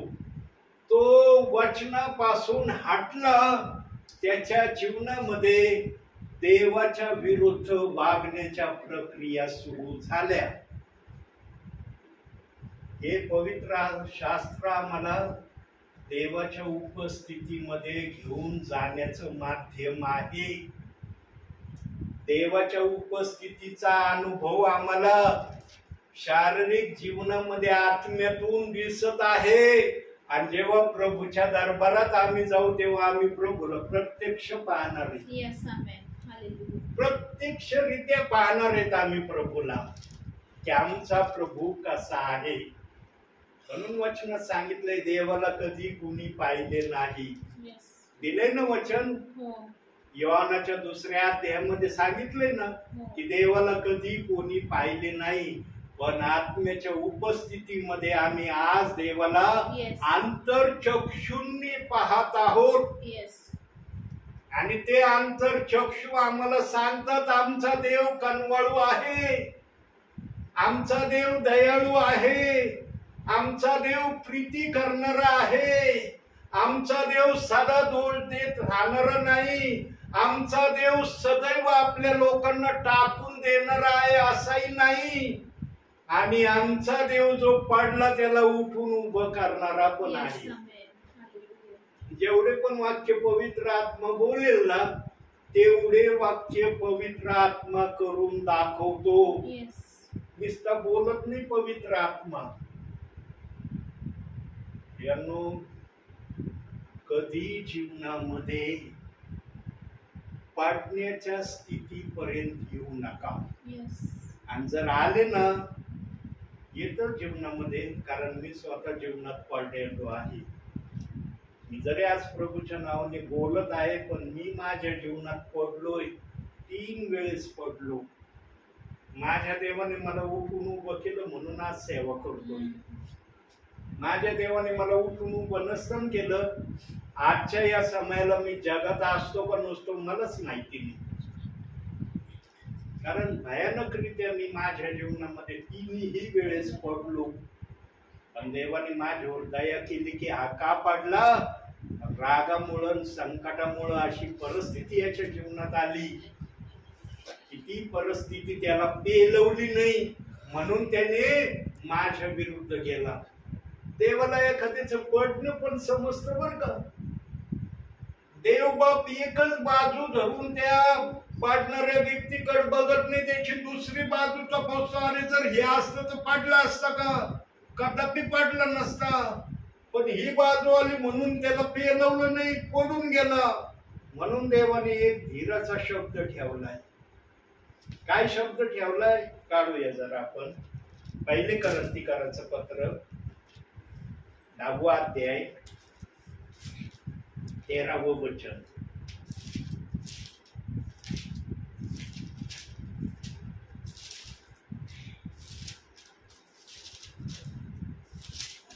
कितवं वचन? 13वं. 10वा अध्याय 13वं वचन. मनुष्याला सहन करता येत नाही अशी परीक्षा तुम्हावर गुदरली नाही आणि देव विश्वसनीय आहे. तो तुमची परीक्षा तुमच्या शक्तीपलीकडेही होऊ देणार नाही. आमेन. तर परीक्षेबरोबर त्याच्यातून निभवण्याचा उपायही करेल, यासाठी की तुम्ही ती सहन करावयास समर्थ व्हावे. येस तुम्ही आमेन. समर्थ व्हावं. आणि एखाद्या व्यक्तीचं पाडण्याचं कारण काय असतं माहिती का. कधी कधी नेहमी तेच असतं असं नाही, पण शक्यतो आम्ही जर वचनाला मानणारे प्रियजन आहोत, वचनाला धरून चालणारे प्रियजन आहोत, तर आमचं पाडण्याचं एक कारण असू शकतं. आणि ते कारण भावी जीवनामध्ये वारंवार जर होत गेलं तर निश्चित एखाद्या व्यक्तीचं पडणं होणार म्हणजे होणार. आणि ती गोष्ट कोणती वचनातून बघू. नीतिसूत्रे 12वा अध्याय 18वं वचन. नीतिसूत्रे 12वा अध्याय 18. कुणी असा असतो की तरवार भोसकावी तसे अविचाराचे भाषण करीतो, परंतु सुज्ञाची जीवा आरोग्यदायी आहे. ज्याच्या कानावर हृदयाला छेदून जाणारे शब्द वारंवार जर त्याला ऐकायला मिळाले तर मनुष्याची जोपर्यंत ऐकण्याची कॅपॅसिटी आहे, सहन करण्याची कॅपॅसिटी आहे, तोपर्यंत तो सहन करील, ऐकल. पण त्याच्या हातीच्या बाहेर ते शब्द यायला लागले ना, मग तो म्हणतो मी प्रभू तुझ्या नावात आलो कशासाठी, तुझा धावा मी केला कशासाठी, हे असे शब्द ऐकण्यासाठी. अशा जीवनामध्ये माझं तुझ्या नावामध्ये चलणं व्हावं म्हणून आलो. आणि ही परिस्थिती कोणत्या ठिकाणी विशेष करून असते माहिती का? बघा, देवाचा आत्मा बोलायला कधी घाबरत नाही. देवाचा आत्मा ना सुधारण्यासाठी बोलत असतो. आणि ही जी परिस्थिती या वचनाप्रमाणे कोणत्या ठिकाणी असते माहिती का? ज्या परिवारामध्ये एकमेकाचा ताळमेळ नसतो ना, तिथंच ही परिस्थिती दिसते. बघा, निरनिराळ्या परिवारामध्ये देव बाप मला घेऊन गेलेला आहे आणि मी सेवा केली. आता मी नगरच्या बाहेर जात नाही ना, मला फोन येतात, ब्रदर तुम्ही तेव्हा येत होते, आम्हाला समजत नव्हतं बरं का, आम्हाला वाटायचं काय नाही, ब्रदरांना सेवा दिली आल्याशिवाय राहतच नाही आमच्याकडं. पण आता गेले 7-8 महिने झाले तुम्ही आमच्याकडे येऊ नाही राहिले ना, आम्हाला आता हुरहुरता जाणायला लागली. अरे ते सेवक येत होते तेव्हा आम्हाला कळत नव्हतं, पण आता ते बंद झाले, आता आम्हाला कळायला लागलं, आम्हाला वचन ऐकायला भेटाना. ज्या आत्म्याला वचनाची भूक लागते ना प्रियांनो, त्या आत्म्याला जर वचन नाही ना मिळालं, तो आत्मा प्रभूच्या उपस्थितीमध्ये तळमळल्याशिवाय राहत नाही. पण ज्याला भूक नाही ना वचनाची, त्याला काही वाटत नाही. मला सर्वांचेच फोन येतात असं नाही, पण कुणाचा फोन येत नाही असं पण नाही. काही ना काही विश्वासणारे मला फोन करतात आजही, ब्रदर बाईकनी येणं न झालं तुमचं चालेल, एसटीनी या. आणि जर तुमचं जाणं नसलं होत, त्या दिवशी आमच्या घरी मुक्कामी राहा, असं बोलायला लागले. यांनो, देवाचा सेवक नेहमी देवाच्या आज्ञेने चालणारा असतो. देवाने मला स्टॉप केलंय ना, देवच मला दाखवेल. आणि आज नगरच्या बाहेर मी जावं ही याची प्रक्रिया आणखी मी मला एक उपायातून सांगितली. बघा देवाची योजना कशी असती. आणि मी पटकनी होय म्हणलो, मी नाही म्हणलो नाही मी नगरच्या बाहेर जातच नाही, मला नगरच्या बाहेर जाणं वर्ज झालंय, नाही म्हणलं. पवित्र आत्मा म्हणला, पवित्र आत्मा बोलतोय तू होय म्हण, मी होय म्हणून टाकलंय. देवबाप थांबवतो तर देवबाप जाण्याचे रस्ते पण मोकळे. हे मला सांगायचंय तुम्हाला. कारण सेवक आपल्या मनाचा मालक राहिलेलं नाही. मग मागील वचनात सांगितलं ना, 1 कोरिंथी 6:19-20 वचन, आज आपण वाचणार नाही ते वचन.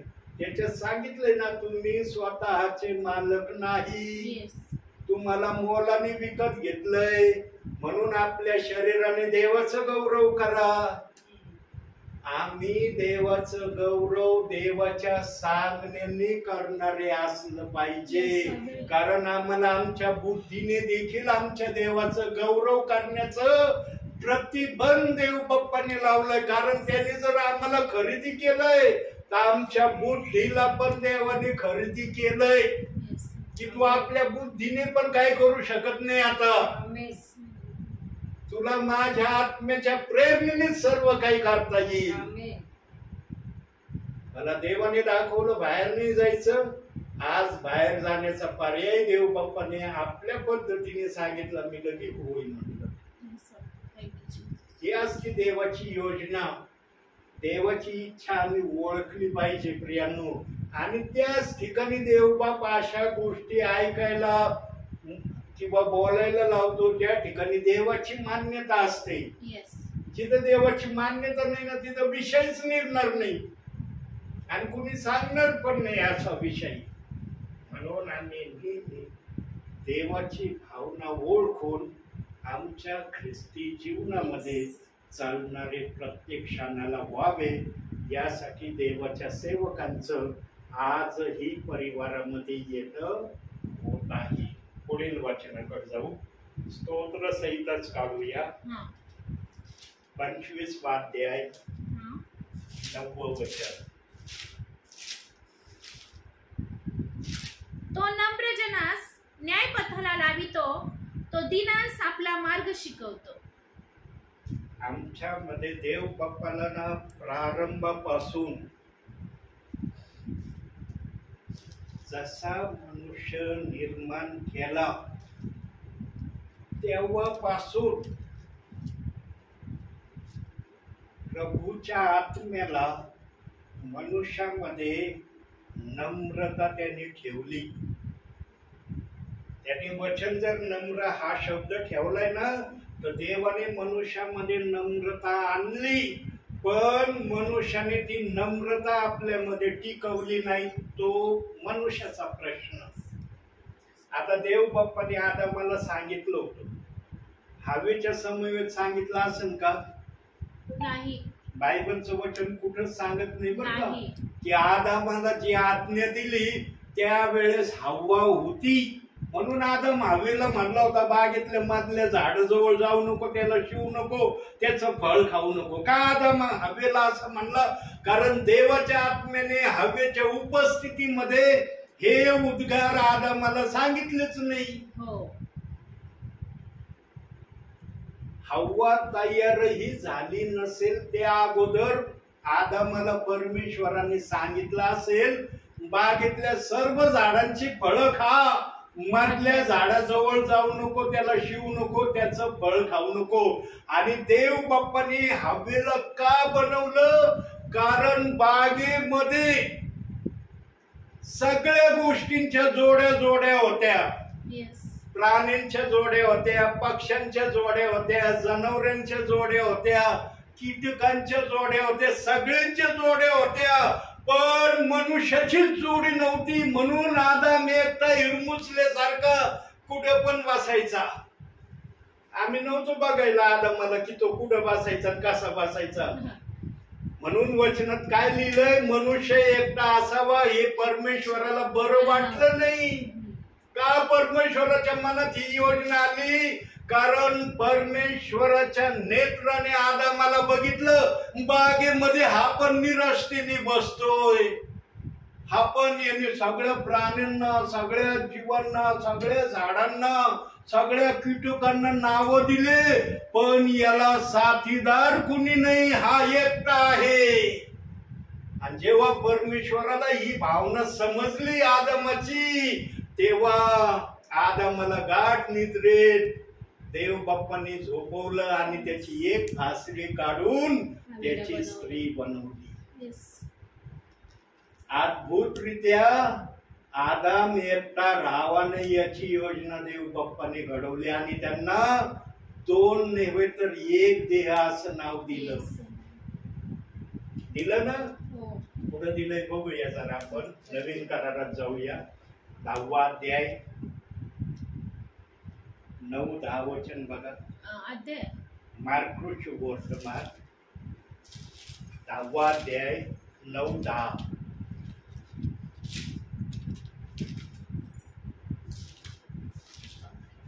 मार्काचं पुस्तक 10वा अध्याय 9-10. किती वाजले? 10वा अध्याय 9-10. ती पुढे 2 नवत तर 1 देह आहे. ह्यास्तव देवाने जे जोडिले आहे ते मनुष्याने तोडू नये. नंतर घरात त्यांच्या शिष्याने पुन्हा त्याच गोष्टीविषयी त्याला विचारले. 8वं वचन बघा, वरचं 1 त्याच अध्यायाचं 8वं. मी 8वं वाचलं ना आता. 8वं हो. कितपर्यंत वाचलं? या कारणामुळे पुरुष आपल्या आई बापास सोडून आपल्या बायकोला जडून राहील आणि ते दोघे एक देह होतील. ती पुढे दोन नवत तर एक देह आहेत. यास्तव देवाने जे जोडिले आहे ते मनुष्याने तोडू नये. नंतर न घरात त्यांच्या शिष्यांनी पुन्हा त्याच गोष्टीसाठी त्याला विचारले. तेव्हा तो त्यास म्हणाला, जो कोणी आपल्या बायकोला टाकून दुसरी बरोबर लग्न करीतो तो तीच विरुद्ध व्यभिचार करीतो. बस. फक्त मला जो शब्द वचनातून आला की ते दोन नवत तर एक देह होतील. हो. आणि मग त्याला आता काही जणांना मुलगा सून आई बापांना सोडून वेगळं राहतील याचा अर्थ विपरीत सांगतात. देवाच्या आत्म्याने कधीच असं सांगितलं नाही की जन्म दिलेल्या आई बापाला सोडून तो वेगळं राहा. कुठंच असं देवाचा आत्मा म्हणलं नाही. हा एखाद्या परिवारात जर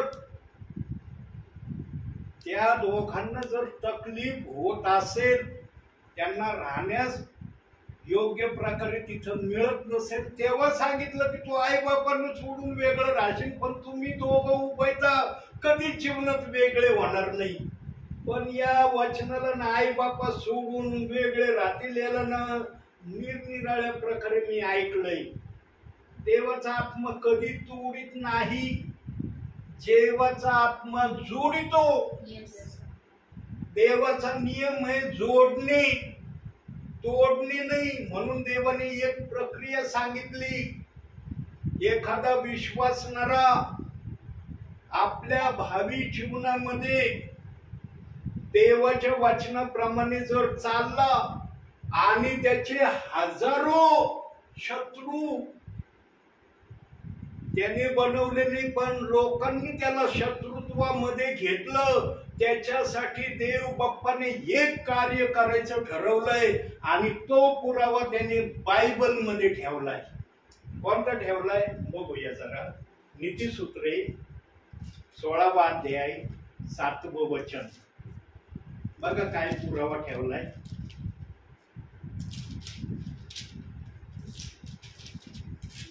कितवं वचन?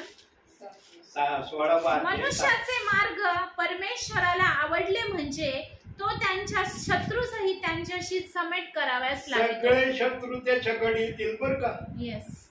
माफी मागत येतील. तो नाही जाणार त्यांच्याकडे. 16:7 नीतिसूत्र. त्याचे सगळे शत्रू जेवढे असतील ना ते त्याच्याकडे येतील. 16वा ते समेट त्या ठिकाणी होणार आहे. समेट कसा होतो? आता समजा माझा एखादा शत्रू आहे, त्या शत्रूचं माझं समेट कसं होणं संभव आहे? तो शत्रू मला काहीतरी बोलन ना की मी चुकलो, माझ्या जीवनात मी तुझ्या विरुद्ध वाईट वागलो किंवा वाईट बोललो, मला जे नव्हतं करायचं ते मी केलं, हे उद्गार बोलल्यावरच त्यांच्यामध्ये समेटाची भाषा निर्माण होईल ना. काल्याबरोबर लगेच समेट होईल. त्यांनी याला पाहिलं किंवा यांनी त्याला पाहिलं लगेच समेट होईल का कोणाचा? संभाषण झाल्यावर समेट होतो. आणि प्रभू परमेश्वर म्हणतो तुझ्या जीवनामध्ये तू माझ्या नजरेमध्ये व्यवस्थित चाललं ना, तुझे सर्व शत्रू तुझ्याकड समेतासाठी मी पाठवीन, ते प्रथम क्षमा मागतील. क्षमा जरी नाही म्हणले तर म्हणतील चुकलो मी, माझ्या जीवनात मी तुझ्या विरुद्ध वागलो, काही ना काही बोलतील. जरी डायरेक्ट क्षमा शब्द नसला पण त्यांच्या बोलण्यातून क्षमेचाच उद्गार आहे हे ऐकणाऱ्यांना कळलं. आणि जिथं ही प्रक्रिया देवाच्या इच्छेने होईल तिथं समेटाची प्रक्रिया होती. पण हे सगळ्याच्या जीवनात होणार नाही. लक्षात ठेवा, सगळ्यांच्या जीवनात हे होणार नाही. ज्यांच्या जीवनात या वचनाप्रमाणे होतं ना ते सर्वात आशीर्वादित प्रियजन आहे. मग विश्वासणारा असो, सेवक असो. आणि जास्तीत जास्त ही प्रक्रिया ना सेवकाच्या जीवनामध्ये होते प्रियांनो. विश्वासणाऱ्याच्या जीवनामध्ये पण होती पण इतकी नाही होत. सेवकाच्या जीवनामध्ये हमखास ही प्रक्रिया होते. आणि काही गोष्टीचा अनुभव सेवकाला पण येतो. ज्याच्यात आत्मा आहे ना तो क्षमा करतो बरं का. ज्याच्यात आत्मा नसतो ना तो तुम्हाला तुझं तोंड बघायची इच्छा नाही. बरोबर. तू डायरेक्ट बोलून बोल, तू किती बोल, मला तुझं तोंडच बघायची इच्छा होत नाही, तर तुला क्षमा मी कधी करीन. त्यावेळेला आठवण करायची प्रियांनो, आम्ही कोण होतो देवाच्या नजरेत? चांगले होतो का? देवाने जर आमच्यासाठी अशी प्रक्रिया केली असती तर आम्ही देवाच्या राज्यात आलो असतो का? आम्ही देवाची प्रजा झालो असतो का? आम्हाला देव कसा आहे हे समजलं असतं का? देवाने सगळा राग द्वेष सोडून दिला ना आम्हाला जवळ केलं. म्हणून आज आम्ही देवाची प्रजा आहे. यानो जीवनामध्ये क्षमा करण्याची वृत्ती आमच्यामध्ये असली पाहिजे. म्हणून एक गीत लिहिले ना, अपनों को तो सब प्यार करते हैं, दुश्मन पर भी प्यार करो. लिहिले ते गीत. यानो ते गीत ना आशीर्वादाचं केंद्र बिंदू आहे. त्या गीतामध्ये इतके सुंदर तऱ्हेचे वाक्य त्या गीतकारांनी ठेवले. प्रिय एक गाल पर मारे जो चाटा, तुझा गाल तू आगे करना. आज आम्हाला कोणी मारला आम्ही गप्प बसतो का? प्रियांनो, ख्रिस्ती जीवन बोलण्याचं नाही, करण्याचं जीवन आहे. आणि मी काही सेवकांचं काही विश्वासणाऱ्यांचं ऐकतोय भावी जीवनात, आत्ताच्या समयात वर्तमान काळात ऐकतोय की काही जणांना मारहाण होत आहे सेवेमध्ये. मारलं जात तरी ते गपचूप मार खातात. आणि अशा प्रकारचे मेसेज व्हॉट्सअपला मी बघतोय. प्रियांनो, धन्य ते प्रियजन आहेत जे सेवेमध्ये प्रभूच्या नावाने मार खातात. साधारण नाहीये. मनुष्याला फार साधारण वाटत असन, अरे आम्ही याला मारतो, हा काही करत नाही.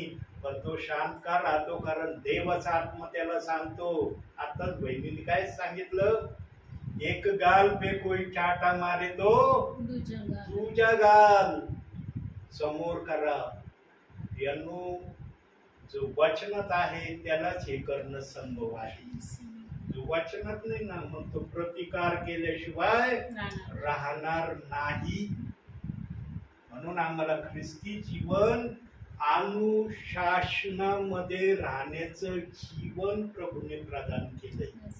आणि जो या अनुशासनामध्ये येणार, देव बाप त्याला कधी आपल्यापासून क्षणभरही दूर करणार नाही.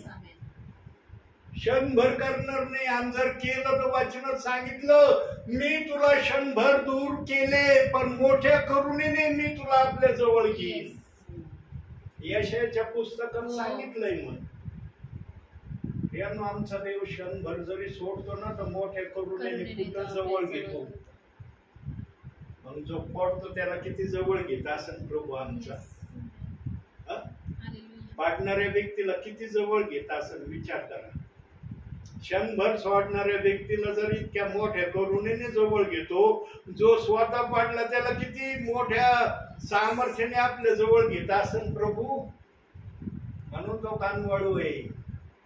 त्याला कानवाळू नाव जे दिलंय ना, ते असंच नाव नाही त्यांनी धारण केलं. तसा कानवाळूपणा त्याच्यामध्ये आहे. आणि तो बोलण्यातूनही कृतीतून प्रगट करतो. सांगा, मी माझ्या भावी जीवनात पहिल्यांदा पडलो,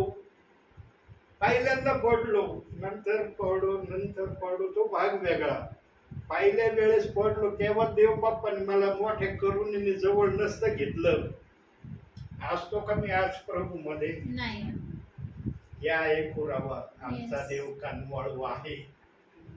देव बाप हर गोष्टीचा विचारातून वचनातून पुरावा दाखवतो. आणि वचन काय आलंय? जो नम्र जनास न्याय पथन लावतो तो दीनाल आपला मार्ग शिकवितो.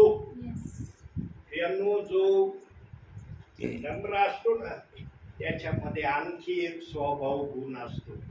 तो स्वभाव गुण वचनातून तुम्हाला दाखवणार आहे. नीतिसूत्रे 12वा अध्याय 3रं वचन. मनुष्य दुष्टतेने स्थिर होत नाही, पण धार्मिकाचे मूळ ढळत नाही. बघितलं? ज्याच्यामध्ये दुष्टता असेल ना प्रियांनो, तो आपल्या भावी जीवनामध्ये कधी पण स्थिर होऊ शकत नाही. तो कितीही आपल्या मुखाने म्हणलं ना, मी माझ्या भावी जीवनामध्ये स्थिर आहे, त्याच्या बोलण्याला काही व्हॅल्यू नाही, किंमत नाही. म्हणून देव बाप्पाने एक पुरावा ठेवलाय बायबल मध्ये. काय ठेवलाय बघूया जरा. नीतिसूत्रे 27वा अध्याय 2रं वचन. स्वमुखाने नव्हे तर इतरांनी, आपल्या तोंडाने नव्हे तर परक्यांनी तुझी प्रशंसा करावी. हा पुरावा ठेवलाय. जो आपल्या तोंडाने म्हणतो ना, मी स्थिर आहे, मी चांगला आहे, मी गलत नाही, मी काही वाईट वागत नाही, त्याच्यासाठी हा पुरावा ठेवलाय प्रभूंनी की तू आपल्या मुखाने नको आपलं गौरव सांगू इतरांना. तुझं गौरव इतरांनी सांगितलं पाहिजे, तर तू आशीर्वादित आहे आणि तू खरा आहे. कोणी पण आपल्या मुखाने आपली प्रशंसाच करणार आहे. कोण आपल्या मुखाने आपली निंदा करीन का? थोडे प्रियजन आहेत की ते आपली निंदा प्रभूच्या उपस्थितीमध्ये सांगण्याचं धैर्य ठेवतात. कोणाच्या उपस्थितीत? प्रभूच्या. असं प्रभूच्या उपस्थितीत न कुणाला पण आपली इज्जत प्यारी कुणी सांगत नाही बरं का. त्यानं ठेवा ही बात. बरोबर आहे. प्रभूच्या उपस्थितीमध्ये सांगितलंच जातं, कारण आत्मा म्हणतो सांग तू हे केलंस. पण असं बिगर आत्मेचं आपण ख्रिस्ती जीवन जगत असताना कुणी स्वतःची बुराई नाही सांगत बरं का. एखादे असतात बोटावर मोजण्यासारखे की निचुने की ते सांगितल्याशिवाय राहत नाही, तो भाग वेगळा आहे. पण शक्यतो मनुष्य आपल्या स्वतःला सांभाळण्यासाठी ना जीवाचं रान केल्याशिवाय राहत नाही. त्याला स्वतःला सुरक्षित ठेवण्यामध्येच आनंद वाटतो. त्याची नालस्ती व्हावी, बेइज्जती व्हावी, त्याची इज्जत कमी व्हावी, त्याची किंमत कमी व्हावी, याची अपेक्षा कोणताही सेवक, कोणताही विश्वासणारा आपल्या भावी जीवनामध्ये अशी प्रक्रिया ठेवतच नाही. पण प्रभूच्या उपस्थितीमध्ये आत्मा जर म्हणला ना सांगे, तर त्याला सांगितल्याशिवाय पण राहत नाही. का सांगतो त्याचं उत्तर बघू आता. नीतिसूत्रे 28वा अध्याय 13वं वचन. जो आपले दोष झाकितो त्याचे बरे होत नाही, पण जो ते कबूल करून सोडून देतो त्याचवर दया होते. म्हणून सांगतो बरं का तो. देवाच्या उपस्थितीमध्ये सांगण्याचं धैर्य का ठेवतो? कारण त्याला देवाकडून आशीर्वाद दया प्राप्त करून घ्यायची असते म्हणून सांगतो. न तर तो सांगायला मोकळा नाही. देव म्हणतो सांग तुझे गुन्हे, तुझ्यावर दया होईल, तुझ्यावर आशीर्वाद येईल. आणि लपवलं ना मग तुझं चांगलं होणारच नाही. मी वचनातच बोलून चुकलोय. आणि मनुष्याला एवढी तर ज्ञान बुद्धी देवाने दिलेली की देवाच्या उपस्थितीमध्ये काय करायचं आणि काय नाही करायचं. कितीही वाईट व्यक्ती असू द्या, देवाच्या उपस्थितीत आला ना त्याला देवाच्या उपस्थितीप्रमाणे वागावंच लागतं. तर देव त्याला बसू देतो प्रार्थनेत, अन्यथा देव पण त्याला बसू देत नाही. बघा आम्ही बघतो काय लोक त्यांना प्रार्थना म्हणत सगळ्याला वेळ आहे, नाही ना मी फार बिझी आहे, आज नाही बसणार, नंतर बसन, आज मला फार जरुरी काम आहे, असं म्हणून निघून जातात. सेवेमध्ये मी या गोष्टीचा खूप अनुभव घेतला. ज्यांना वचन प्रिय वाटत नाही ना ते कधीच वचनाला ऐकायला बसणार नाही. ज्यांना वचन प्रिय वाटेल ना ते म्हणते ते काम मी नंतर करीन, प्रथम माझ्या देवाचं गौरव, नंतर बाकीचं. पण ज्यांच्यामध्ये देवाचं उपस्थिती नाही ना ते त्याला महत्व देतात, पण याला महत्व नाही. काय नाही तुम्ही सेवक आहे, तुम्ही दरवेळेला येता, आज नाही बसलो काय हरकत नाही, पुढच्या वेळेला बसल. आणि जो असं म्हणतो ना मी पुढच्या वेळेला बसल, सैतान कधी त्याला बसू देत नाही. सैतान नेहमी त्याच्यामध्ये उलझनच आणतो. मला अनुभव आलाय काही ठिकाणी, म्हणून मी नेहमी सांगतो तुम्हाला माझ्या जवळ अनुभव आहे. फक्त पवित्र आत्म्याने बोलण्यासाठी मला प्रेरणा दिली ना, मी बोलायला घाबरत नाही. जो म्हणेल ना मी पुढच्या वेळेला बसन, समजून घ्यायचं त्याचं बसणं होणार नाही. तुम्ही वर्तमान काळामध्ये जर क्रिया करत नाही तर भविष्य काळात तुम्ही करतानाची काय हमी गॅरंटी आहे? येस. चालून आलेला समय जर तुम्ही आशीर्वादामध्ये परिवर्तित करण्याची इच्छा नाही तुमची, Yes. तर भविष्य काळाला तुम्ही कधी आशीर्वादामध्ये परिवर्तित करण्याचं योजिताल? बरोबर. म्हणून प्रियांनो, आलेली घटिका, आलेला वेळ तुमच्यासाठी सोन्यापेक्षाही उत्तम आहे याची जाणीव लक्षात ठेवा. संधी साधून घ्या कारण दिवस वाईट आहे. मग ही 5:16 मध्ये सांगितलंय, वेळेचा सदुपयोग करा कारण दिवस वाईट आहे. येस. देवाने मग पुढची वचनाची भाषा पण सांगून ठेवली. बघा, माझ्या मुखात नाही देव बाप्पानी वचन पाठवलं, पण बहिणीच्या मुखात देव बाप्पानी पाठवलं वचन. हे आहे देवाची उपस्थिती. येस. आहे हालेलुया. देव बाप प्रमाणित करून दाखवतो माझी उपस्थिती इथं आहे म्हणून. कधी तिथे आम्हाला वाटतं मी लय भावनाविषयी गेलो म्हणून बोलतोय काय की. हा, कधी कधी वाटतं आम्हाला अरे मी फारच भावनाविषयी गेलो म्हणून माझ्याकडून निघतंय काय की. पण विश्वासणाऱ्यांकडून धीराचा शब्द येतो. अरे तुला जरी मी स्मरण नाही दिलं, ऐकणाऱ्यांना मी प्रेरणा दिली. Yes, बोल. हालेलुया. आणि ज्यांना देवाचा आत्मा बोल म्हणतो ना, ते बोलल्याशिवाय राहत नाही. येस. ते नाही म्हणत नाही मी दाबितो कारण बोलतेच ना शेवट, मी कशाला मध्ये बोलू. कधी असं होत नाही. देवाचा आत्मा बोल म्हणला, बोलल्याशिवाय विश्वासणारा थांबत नाही. म्हणून आता शेवटच्या वचनाकडे जाऊया. शेवटचं वचन आम्हाला काय बोध देत आहे? स्तोत्र संहिता 34:15.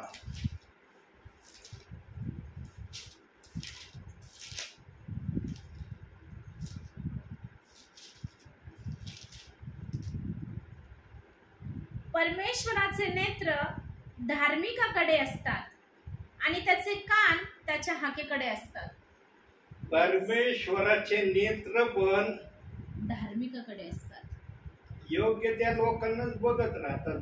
परमेश्वराचे नेत्र उठून सुटून कोणाला बघत फिरत नाही. देव सर्वत्र आहे हे मान्य. देव सर्वत्र आहे हे मान्य आहे. पण देवाचे नेत्र जे प्रभूच्या इच्छेने वागणारे आहे, प्रभूच्या इच्छेने करणारे आहे, प्रभूचं ऐकणारे आहे, त्यांच्याकडेच प्रभूचे नेत्र आहे. येस. बघा, याला आणखी एक साक्षीदार बघू. नीतिसूत्रे 15वा अध्याय 3रं वचन.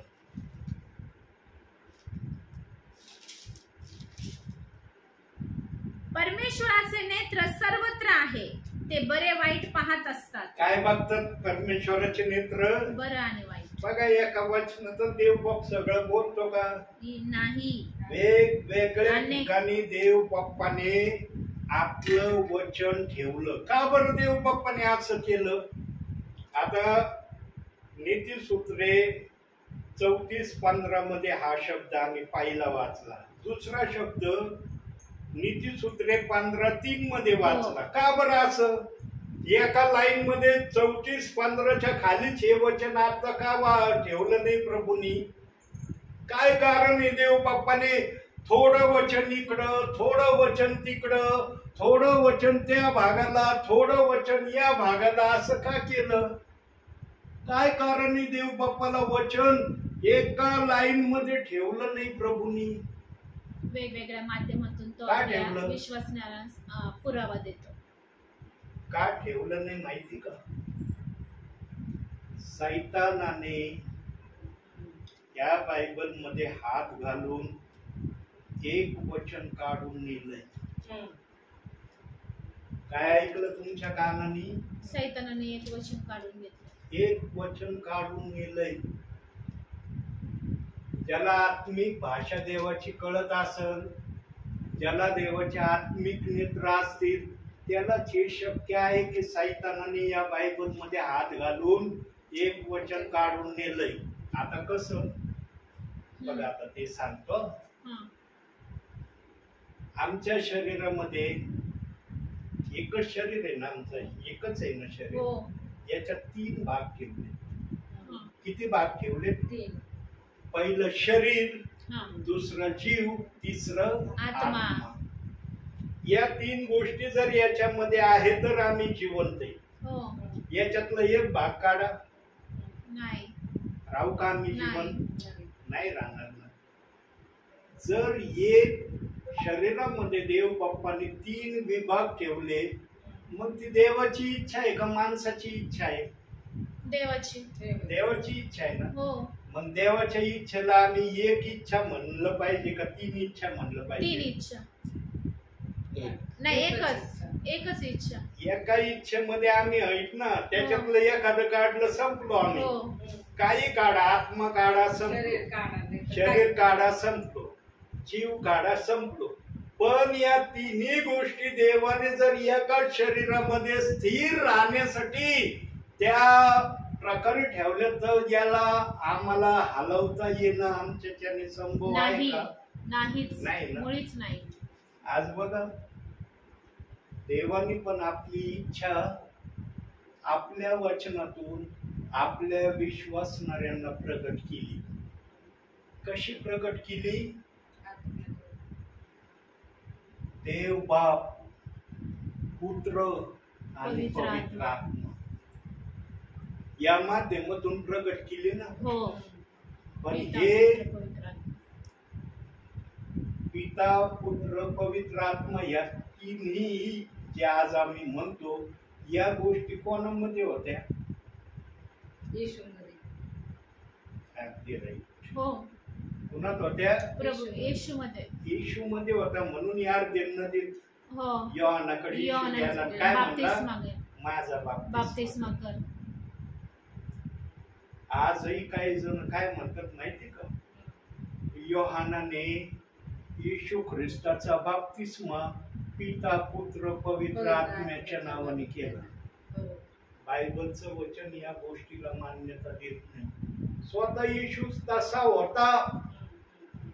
जो स्वतः तसा आहे त्याच्यासाठी तसे शब्द वापरणं काही उपयोगाचं आहे का? म्हणून तर कबूतर आला आणि त्याला स्पर्श करून म्हटलं ना, हा माझा परमपित्र पुत्र आहे. येशू ख्रिस्ताचा बाप्तिस्मा ना देवाच्या आत्म्याशिवाय कोणाला समजणार नाही. येशू ख्रिस्ताचा बाप्तिस्मा घेण्याचं मूळ कारण मागच्या संदेशात सांगितलं देव बाप्पानी. परत एकदा देव बाप रिपीट मध्ये सांगत आहे, जगामध्ये असे काही विद्वान देवाच्या आत्म्याला आपल्या उपस्थितीमध्ये त्या समयात दिसले होते की असे विद्वान या जगामध्ये येणार आहेत आणि ते म्हणतील, काय म्हणतील? येशू ख्रिस्ताचा बाप्तिस्मा झाला का? नाही. मग मी कशाला घेऊ? ज्या तारणाऱ्यावर मी विश्वास ठेवतो त्या तारणाऱ्याने जर बाप्तिस्मा घेतलेला नाही तर मला बाप्तिस्मा घ्यायची काय गरज आहे? तो बाप्तिस्मा विरहित होता, मग मला पण बाप्तिस्मा विरहितच राहायचं. म्हणून मग ते 3:15 मध्ये येशू म्हणला, हे होऊन जाऊ दे, कारण धर्माचरण पूर्ण होणे गरजेचं आहे. Yes, amen. म्हणून तर धर्माचरण येशू ख्रिस्ताचा बाप्तिस्मा घेण्यामागे हे मुख्य कारण होतं. हो. योहानाला कळलं होतं हा तर पवित्र आत्म्यातून आला. आणि योहान म्हणला, प्रभू तुमच्या हातून माझा बाप्तिस्मा होणं शक्य आहे, तुम्हीच माझ्याकडे बाप्तिस्मा घ्यायला येतं काय? आणि जेव्हा प्रभूला कळलं ना योहानाची नम्रता, तेव्हा येशू म्हणला, हे होऊन जाऊ दे, धर्माचरण पूर्ण होणे गरजेचं आहे. याचा अर्थ असा होत नाही की येशूचा बाप्तिस्मा पिता, पुत्र, पवित्र आत्मा झाला तेव्हा त्याच्यावर कबुतरासारखा आत्मा आला. येशूने बाप्तिस्मा घेतला नसता तरी कबुतरासारखा आत्मा ईश्वर आला असता आणि त्या आत्मेने साक्ष दिली असती की हा देवाचा पुत्र आहे. आणि हे कबूतर त्याचं साक्षीदार आहे, पवित्र आत्मा. पण विद्वान लोक जगात येणार आहेत आणि ते म्हणतील, येशूचा बाप्तिस्मा झाला का? नाही, आम्ही घेत नाही. म्हणून पेंटिकॉस्टच्या दिवशी पेत्र म्हणला, प्रभू येशू ख्रिस्ताच्या नामाने बाप्तिस्मा घ्या, म्हणजे तुम्हाला पवित्र आत्मेचे दान प्राप्त होईल. Yes. काय चुकीचं बोलला पेत्र. बरोबर आहे. आज पेत्राच्या नावाने खडे फोडले जातात प्रियांनो, विनाकारण खडे फोडले जातात. देव म्हणतो फोडू नका, पण विश्वासणारा फोडल्याशिवाय राहतच नाही. एखाद्या ठिकाणचा तरी विश्वासणारा पेत्राच्या नावाने कोणता ना कोणता खाडा फोडितोय. आणि देवाला आपल्या उपस्थितीमध्ये वचन घडवीत असताना दिसलं की अरे माझे विश्वासणारे पेत्राला दोष लावणार आहे, म्हणून प्रभूने पेत्राला स्वर्गाच्या दरवाजावर उभं केलंय. Yes. सांगा न्यायाच्या दिवशी जेव्हा येते दरवाजाच्या जवळ, पेत्राला कळणार नाही का माझ्या नावाने यांनी एक तरी हो. खाडा फोडाय म्हणून? लगेच कळण. कळन ना. मग पेत्र सोडून का आतमध्ये? नाही. म्हणून पेत्राला पृथ्वीवर दोष लावू नका. पेत्राला दोष लावू नये म्हणून हा सेवक येतोय. Yes. नाही तर माझं येण्याचं कारण काय? तुम्ही प्रभू मध्ये सगळं प्रभूच करतात. काय गरज आहे माझी येण्याची? आहे का काही गरज? पण हे रहस्य आहे. Yes. पेत्राच्या नावाने खडे फोडणं बंद झालं पाहिजे. Amen. कारण देव जर पेत्राच्या नावाने खडे फोडत नाही तर आम्ही कशाबद्दल फोडावे खडे? Yes. आम्हाला अधिकार दिलेला नाही प्रियांनो. आज मनुष्य इतकी मजल करतो, त्याने बायबल मध्ये वचन घालायला घाबरला नाही आणि वचन काढायला पण घाबरला नाही. Yes. दोन्ही गोष्टीमध्ये मनुष्याने आज मजल मारली. हो. यानो पवित्र आत्मा बोलायला लागल्यावर ना समजण्यासाठी पवित्र आत्मा समजतो, याला समजण्याची कॅपॅसिटी किती आहे. पवित्र आत्मा बोलून मोकळं होतो. म्हणून भावी जीवनामध्ये कधी वचनाला दोष लावू नका. Yes. Amen. माणसाचे दोष राहिले ना क्षमा प्राप्त होईल, पण वचनाचे दोषी झाले ना वर न्याय होईल. Yes. इथं न्याय झाल्याशिवाय राहणार नाही. म्हणून प्रभू म्हणतो ज्याच्या त्याच्या कृत्याप्रमाणे देण्यासाठी माझ्याजवळ वेतन नाही. Yes. वेतन चांगलं जमा करा, चांगलं प्रतिफळ घ्या. Yes. वेतन वाईट जमा करता राहावं लागेल प्रभू समोर उभं. बरोबर. आणि न्याय झाल्यावर त्या न्यायामध्ये जर तुमचा देव बाप्पाने तिरस्कार केला म्हणून ठेवीन का प्रभू स्वर्गामध्ये? नाही. लगेच अंगणाचा रस्ता, जा अंगणामध्ये थांब, तू स्वर्गात राहण्यास योग्य नाही. नाही. म्हणून प्रियांनो, अंतिम समयामध्ये तरी चांगलं चांगलं करण्याची प्रक्रिया आपल्या जीवनामध्ये ठेवा. बघूया एक वचन, हो. नीतिसूत्रे 12वाच अध्याय 19वं वचन बघा बरं काय म्हणतंय. 12 अध्याय 19वं वचन. सत्याची वाणी सर्व काळ टिकेल, असत्य बोलणारी जीवा केवळ क्षणिक आहे. केवळ क्षणिक आहे. बरोबर आहे. क्षणापुरता आनंद घेणारी जीव आहे ती. अरे मी बोलून मोकळं झालो नाही, माझ्या मनाला बरं वाटलं, नंतर बघ पवित्र आत्मा कशी टोचणी देतोय तुला. कशाला बोलला, कशाला असं वागला, कशाला करण्यासाठी उतावळी दाखवली. पवित्र आत्मा बोलत राहतो. पण जो सत्याने चालणार आहे तो सर्व काळ स्थिर उभा राहील, टिकल. तो पृथ्वीवर जर टिकला तर तो स्वर्गात पण टिकणार आहे. Yes. Amen. त्याचं जर इथं निभावला गेला तर वरती पण त्याचं निभावणं होणार. पण जो क्षणभराचा आहे त्याने अपेक्षा करू नये, मी इथंच टिकलो नाही, वर कसा टिकल. Yes. आणि ही प्रक्रिया उघड व्हावी म्हणून पेत्राला स्वर्गाच्या दरवाजावर उभं केलं. Amen. पेत्र असंच उभाने केलं प्रभूने. प्रभूला निरनिराळ्या प्रकारे पेत्राला स्वर्गाच्या दरवाजावर उभं करण्याचे कारण प्रभू सांगू शकतो. Yes. Amen. त्याच्याजवळ कारण आहेत सांगायचे, माझ्याजवळ नाही. Hallelujah. म्हणून प्रभू म्हणला संदेश हा मनुष्याच्या इच्छेने आलेला नाही, नाही तर तो देवाच्या इच्छा. पवित्र आत्मा असल्याशिवाय संदेश येऊ शकत नाही. आता तुम्ही आहात या घरात आहे ना, हो. आहे ना, तुम्ही आहेत ना. हो. आता तुम्हाला जर स्वर्गात जाण्याची ओढ आहे तर तुमची वाणी सत्य ठेवावी लागेल का असत्य ठेवावी लागेल? सत्य 100%. सत्य ठेवावं लागेल. हो आणि सत्य वाणी जर कायम स्वरूपी टिकवून ठेवायची असेल तर काय करणं गरजेचं? वचनात राहावं लागेल. अगदी राईट. म्हणून वचनाच्या बाहेर जाऊ नका. येस. वचनाच्या बाहेर गेले ना समजून घ्यायचं तुम्ही देवाच्या नियमाच्या बाहेर चालली. येस. वचन घडवलं. जो नियंत्रणामध्ये राहील तो देवाचं राज्य पाहिल. आमेन. जो नियंत्रणामध्ये राहणार नाही तो देवाचं राज्य कदापि पाहणार नाही. येस. म्हणून देव मध्ये 7:23 मध्ये म्हणला, अहो अनाचार करणाऱ्यांनो मजपासून माझ्या पुढून निघून जा, येस. कारण माझी तुमची कधीच ओळख नव्हती. का म्हणलं प्रभू असं? कारण ते देवाचं ऐकत नव्हते म्हणून म्हणलं प्रभू. प्रभू म्हणलं का ऐकणाऱ्यांना?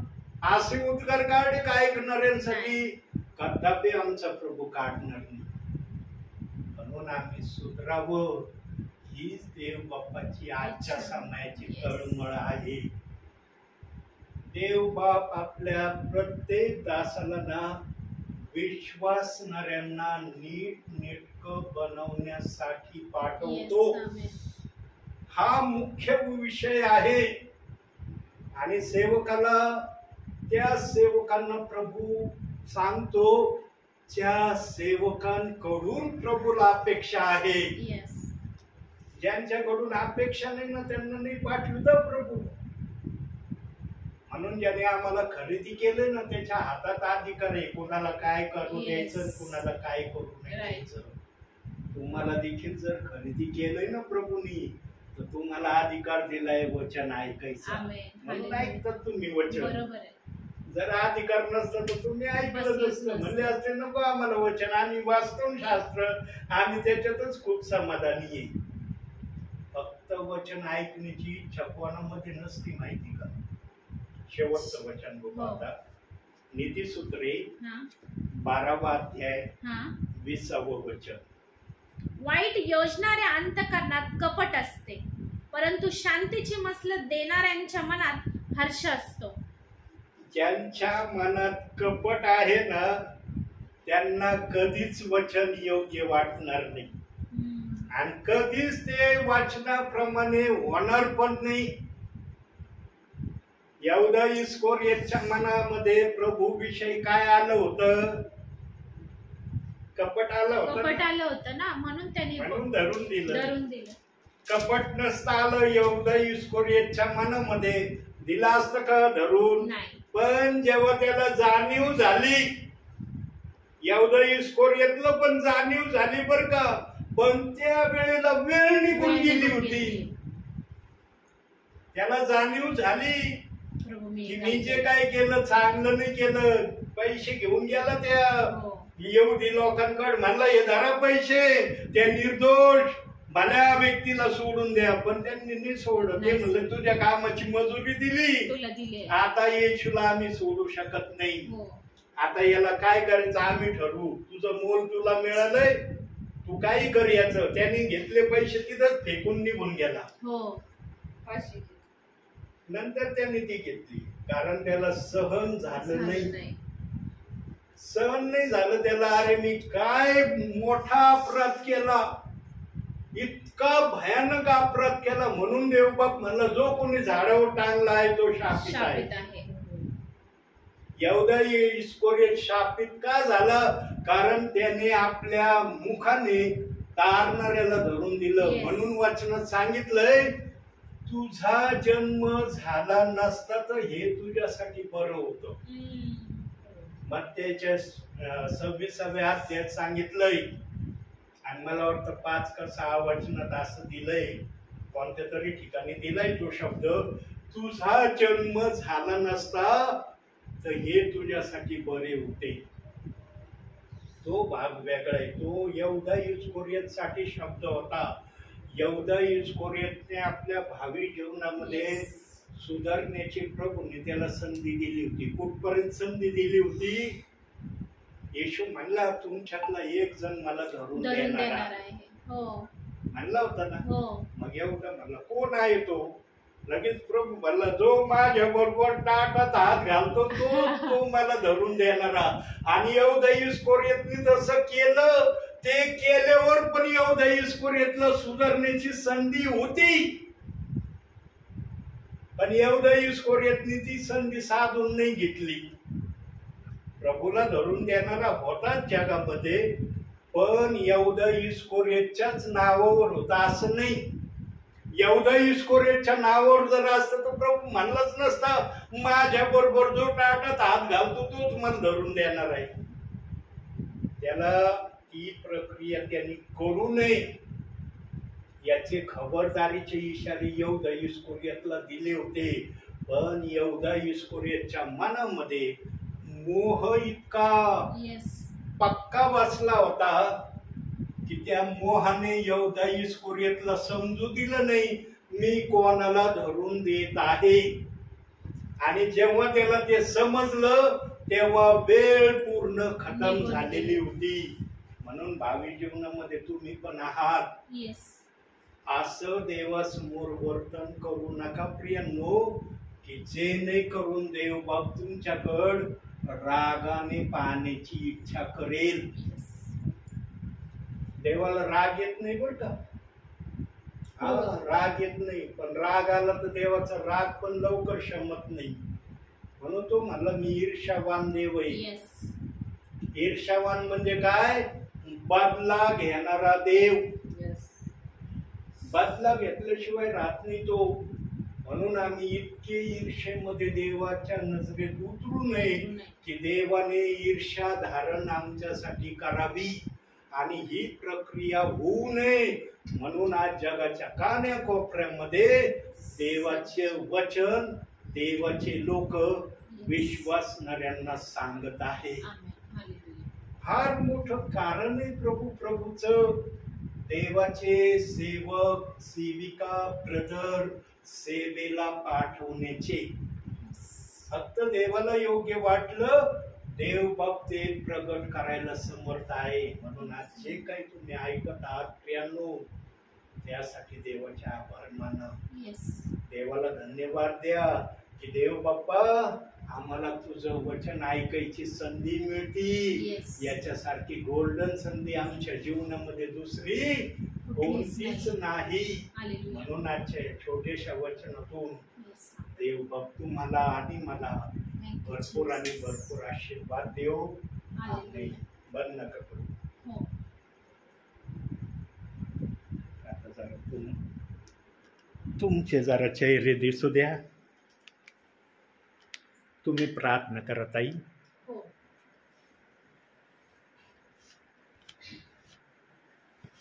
Thank you Jesus.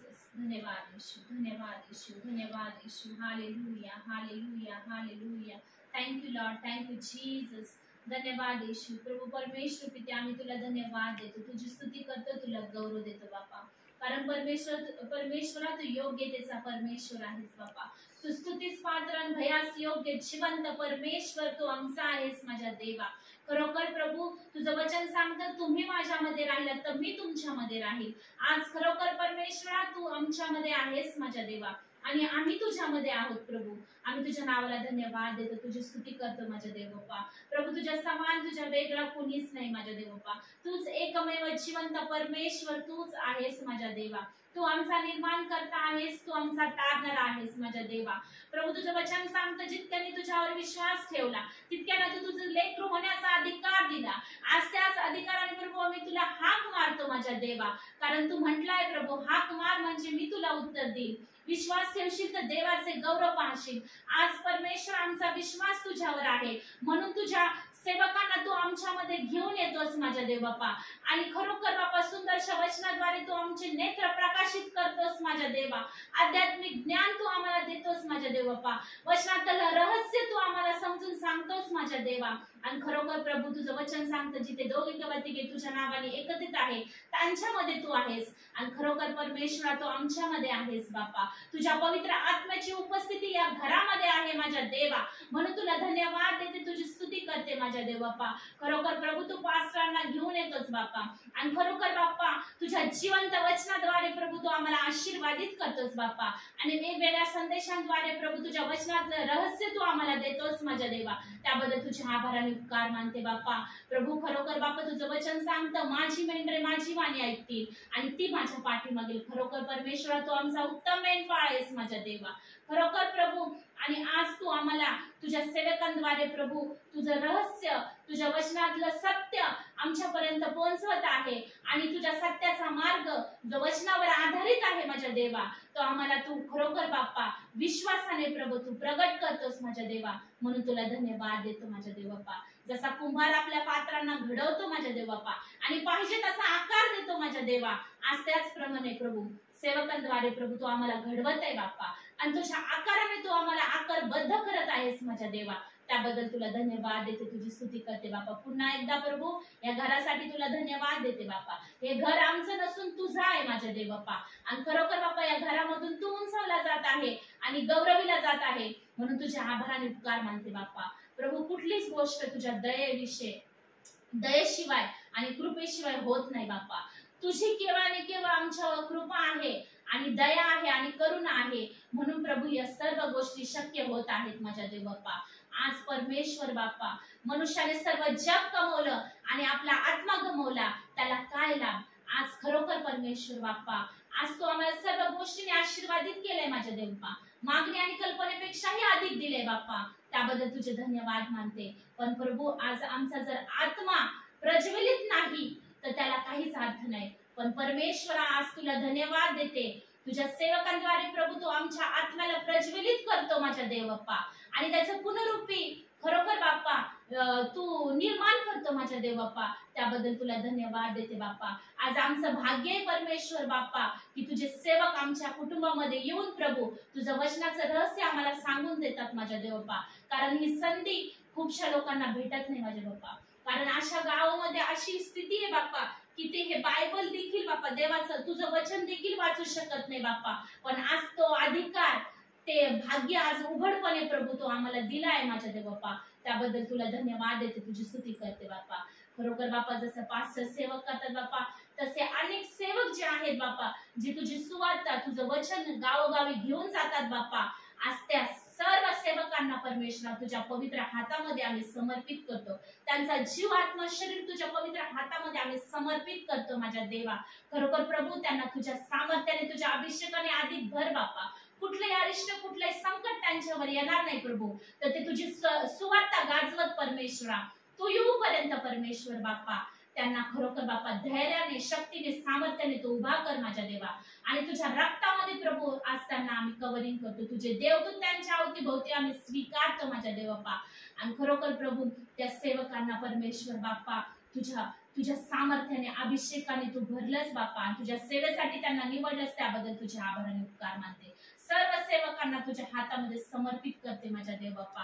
खरोखर प्रभू आज परमेश्वर बाप्पा सेवकांद्वारे तुझं नाव गावोगाव मी प्रभू गौरवलं आणि उंचवलं जात आहे माझ्या देव बाप्पा. त्याबद्दल तुझे आभार आणि उपकार मानते, तुझी स्तुती करते बाप्पा.